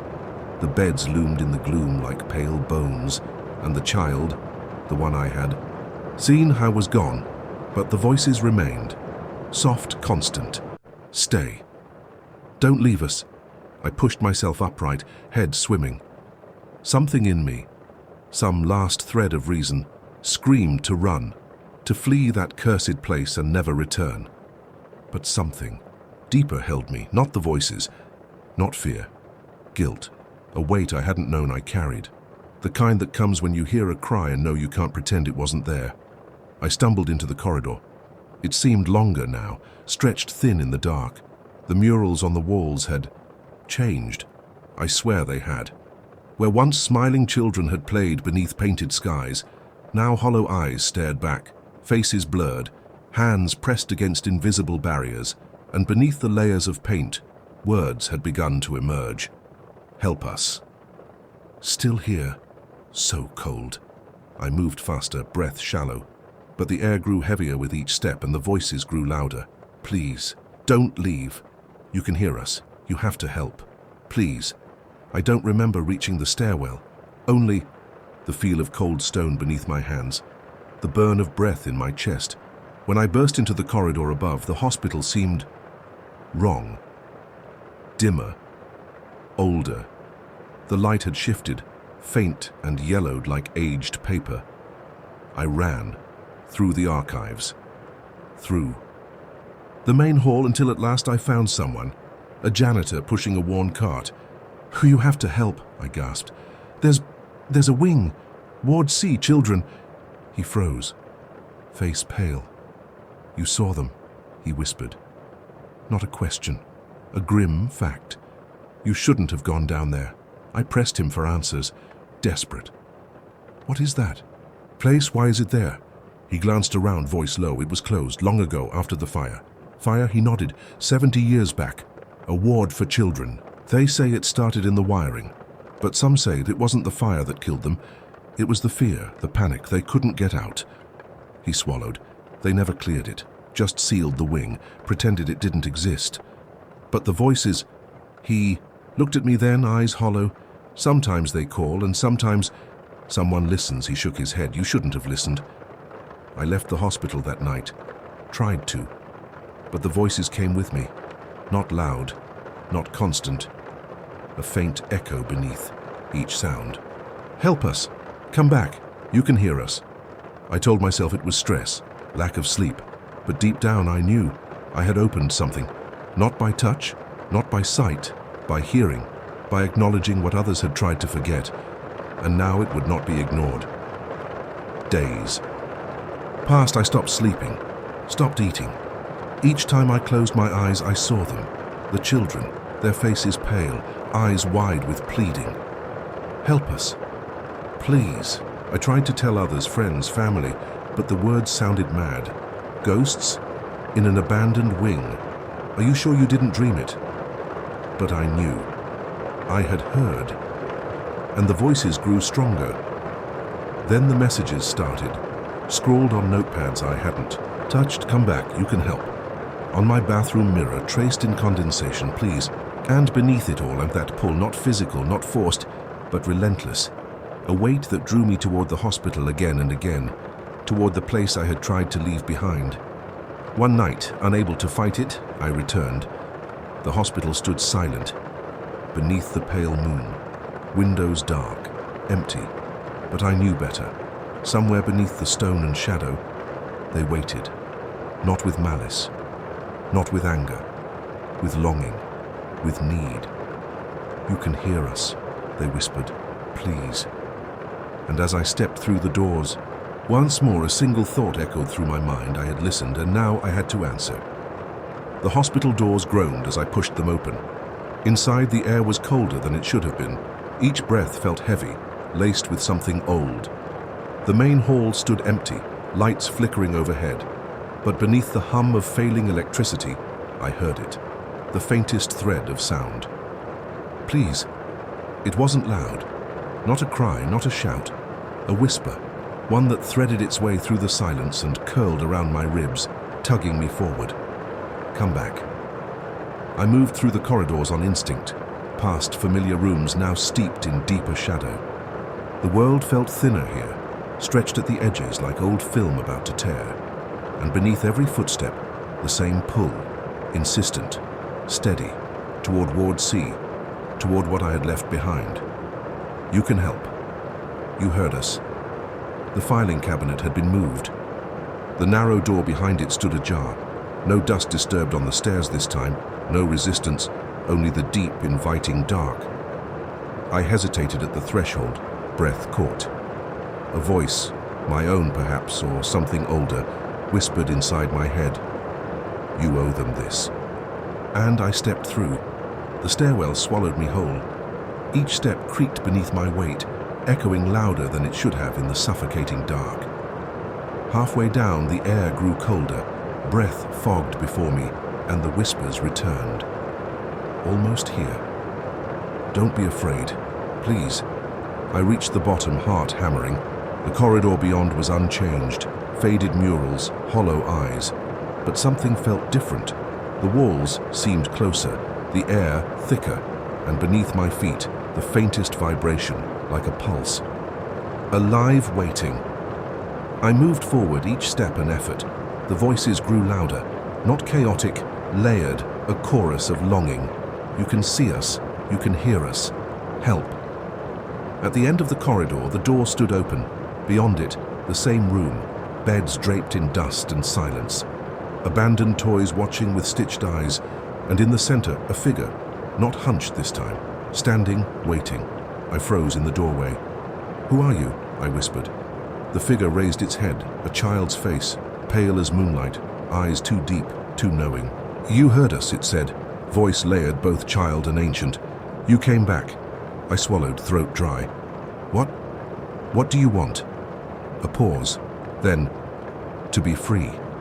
The words struck something deep inside me, a weight I hadn't known I carried. "How?" I asked, voice shaking. "Why me?" The child tilted its head. "You listened, they never listened, they turn away." It stepped forward. No malice, no threat, only that aching sadness that filled the air. "We are trapped, forgotten. We need a voice, someone to hear us." I wanted to run, to deny what I saw, what I heard, but I couldn't. Not anymore. "What can I do?" I whispered. The child raised a pale hand, pointing to the far wall. A door I hadn't noticed before. Smaller, older, sealed with chains thick with rust. They sealed us in, bound us with words and iron. "You must open it." My pulse thundered. "And if I do?" The child's gaze didn't waver. "Then we will be free, and so will you." Something in me broke then, or perhaps it mended. A long-buried guilt rising to the surface. The kind we all carry for the things we ignore, the voices we pretend we do not hear. "I'll try," I said. "I'll help you." I crossed the room, chains gleaming dully in the dim light. Symbols were etched into the metal, words in a tongue I couldn't read, but that seemed to hum with power. "Be careful," the child warned. Once begun, you must finish, or the binding will twist. Trap more. I nodded. What must I do? The answer came not in words, but in knowing, as if the act itself had already begun the moment I listened. The first link shattered beneath my touch, brittle with age. The room trembled, voices rose. Yes, free us. Help. One by one I broke the chains. Each snap echoed deeper than sound through bone and thought. With each break, the air grew heavier. The pulse beneath the floor quickened. Almost there, the child whispered. One more. My hands trembled as I reached for the final chain. A voice deeper, colder, hissed through the dark. Stop. They must stay. You know not what you free. I froze. Who are you? I whispered. The warden, the binder, keeper of the forgotten. They are mine. The air grew colder, pressing against my skin like ice, but beneath the fear the chorus of children rose. Please, free us. I gritted my teeth. No, I said, they are not yours. And with one final pull, the last chain broke. The door shuddered. A deep sound, part sigh, part scream, rippled through the room, and the voices rose in a crescendo of light. Free, thank you. For a heartbeat, the world was blinding white. Then, silence. True silence. When my vision cleared, the room was empty. No beds, no toys, no child, just faded walls and a door that now stood open to dark beyond. But the weight in the air was gone, and within me, a strange peace, not victory, not triumph, release, for them, for me. I stood there for a long time, not moving, not breathing, afraid that if I stirred, the silence would shatter and the voices would return, but they didn't. The room remained still, thick with absence, a place emptied of what had clung there for too long, and yet, beneath the relief, a thread of unease curled tight in my chest. I had done what they asked, but what had I truly freed and where had they gone? I turned toward the open door beyond the broken chains. Darkness waited there, not heavy now, not oppressive, just empty, the way a long-closed space breathes after being opened. Tentatively, I stepped through. Beyond lay a small chamber, bare walls, faded floor, no beds, no toys, only a mural, half peeled across the far wall. Children beneath a painted tree, hands outstretched toward a pale sky, smiling, free, and beneath. The mural, faint words traced in old paint. Let them be heard. Something loosened inside me then. A knot I hadn't known I carried. I knelt before the mural, fingertips grazing the worn words. They are heard, I whispered. You are heard. And with those words, something shifted. Not in the room, but in me. A lightness, a breath, as if a weight far older than myself had lifted. I don't know how long I knelt there. Time had lost its shape in that place. When at last I rose, the air seemed warmer, lighter. The room felt grateful. That's the only word that fits. As though the walls themselves exhaled a long-held breath, I stepped back into the corridor. Gone was the pulse beneath the floor. Gone the whispers in the walls. Only silence remained, clean, untainted. But the murals were different now. No hollow eyes. No twisted faces, just faded paint. Children playing beneath worn skies, and a sense of peace where once there had been hunger. The stairwell greeted me with that same stillness. Each step no longer groaned beneath my feet. Light seemed clearer, the air easier to breathe, and yet, as I reached the top, a shadow flickered at the edge of sight. Not malevolent, not lingering, just watching. A presence older than the children I had freed, older than the bindings, the warden, the binder, the one who had whispered, "They are mine." And though I heard no voice now, I felt it, a cold thread coiling deep within, a warning. This was not over, not truly, not yet. I stepped into the main hall. The hospital seemed unchanged, empty, quiet. But beneath the surface, I sensed it, a shift. The building no longer strained beneath the weight of the trapped, yet something remained, a presence not bound by chains or walls. And in that knowing came clarity. I had broken the binding, freed the forgotten, but in doing so, I had drawn the eye of something that watched beyond the veil of sight. The warden had not been defeated, only stirred, and now it knew me. I tried to return to life. Days passed, or perhaps weeks. I drifted through them, haunted not by voices, but by absence, by a sense of waiting. Every quiet moment stretched thin with expectation. Every shadow seemed to breathe, and dreams were worse, not of the children, but of chains reforging, of pale eyes watching through cracks in the world. You freed them, a voice would whisper. Now you must bear the cost. I tried to speak of it, to friends, to those few who would still listen, but the words faltered. How do you explain such things? How do you speak of bindings and watchers and voices no one else can hear? They offered comfort, concern, but beneath their words, I saw it. The same polite disbelief. The same need to wrap my story in logic. You were under stress. It was an old building, your mind filled the gaps, but deep down I knew I had opened a door, and some doors, once opened, do not close. The messages began again, not scrawled on mirrors this time. Not written on notepads, but whispered, in the hush before sleep, in the hum of the fridge at night. Come back, not finished. You must hear. I fought it, resisted, but the pull grew stronger. Not from guilt now, not from the children, from the warden.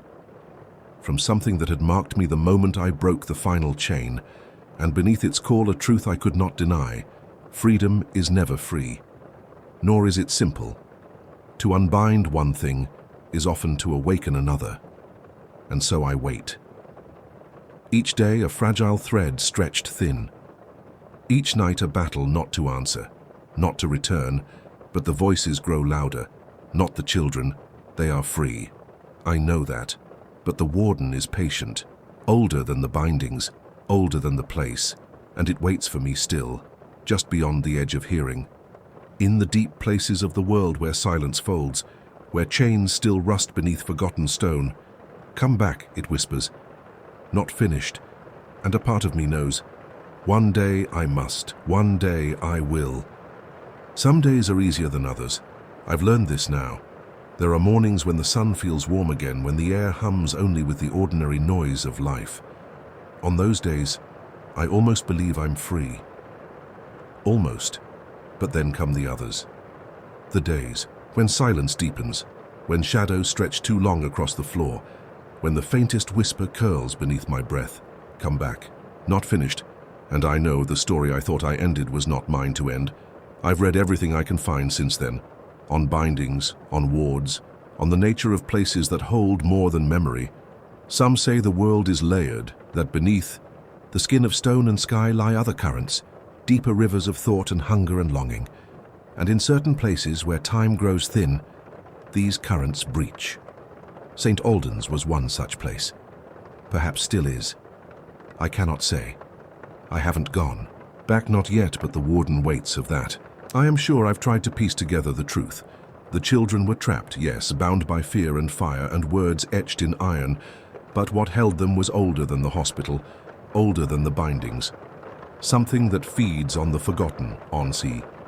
Voices unheard, on stories left to rot in the dark. And when I broke the chains, I freed them, but I also called attention to myself, because I listened, because I heard. There's a cost to that, a weight no one explains. Once you hear, truly hear. You cannot unhear. Once you open the door, the dark beyond it knows your name, and the call will follow you patient and steady, through every thin place you pass, shadows in mirrors, flickers in glass, voices in static where there should be none. I've learned their patterns. I've learned to listen and not to answer.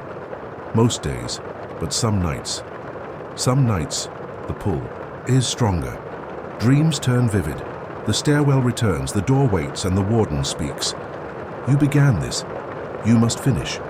Come back.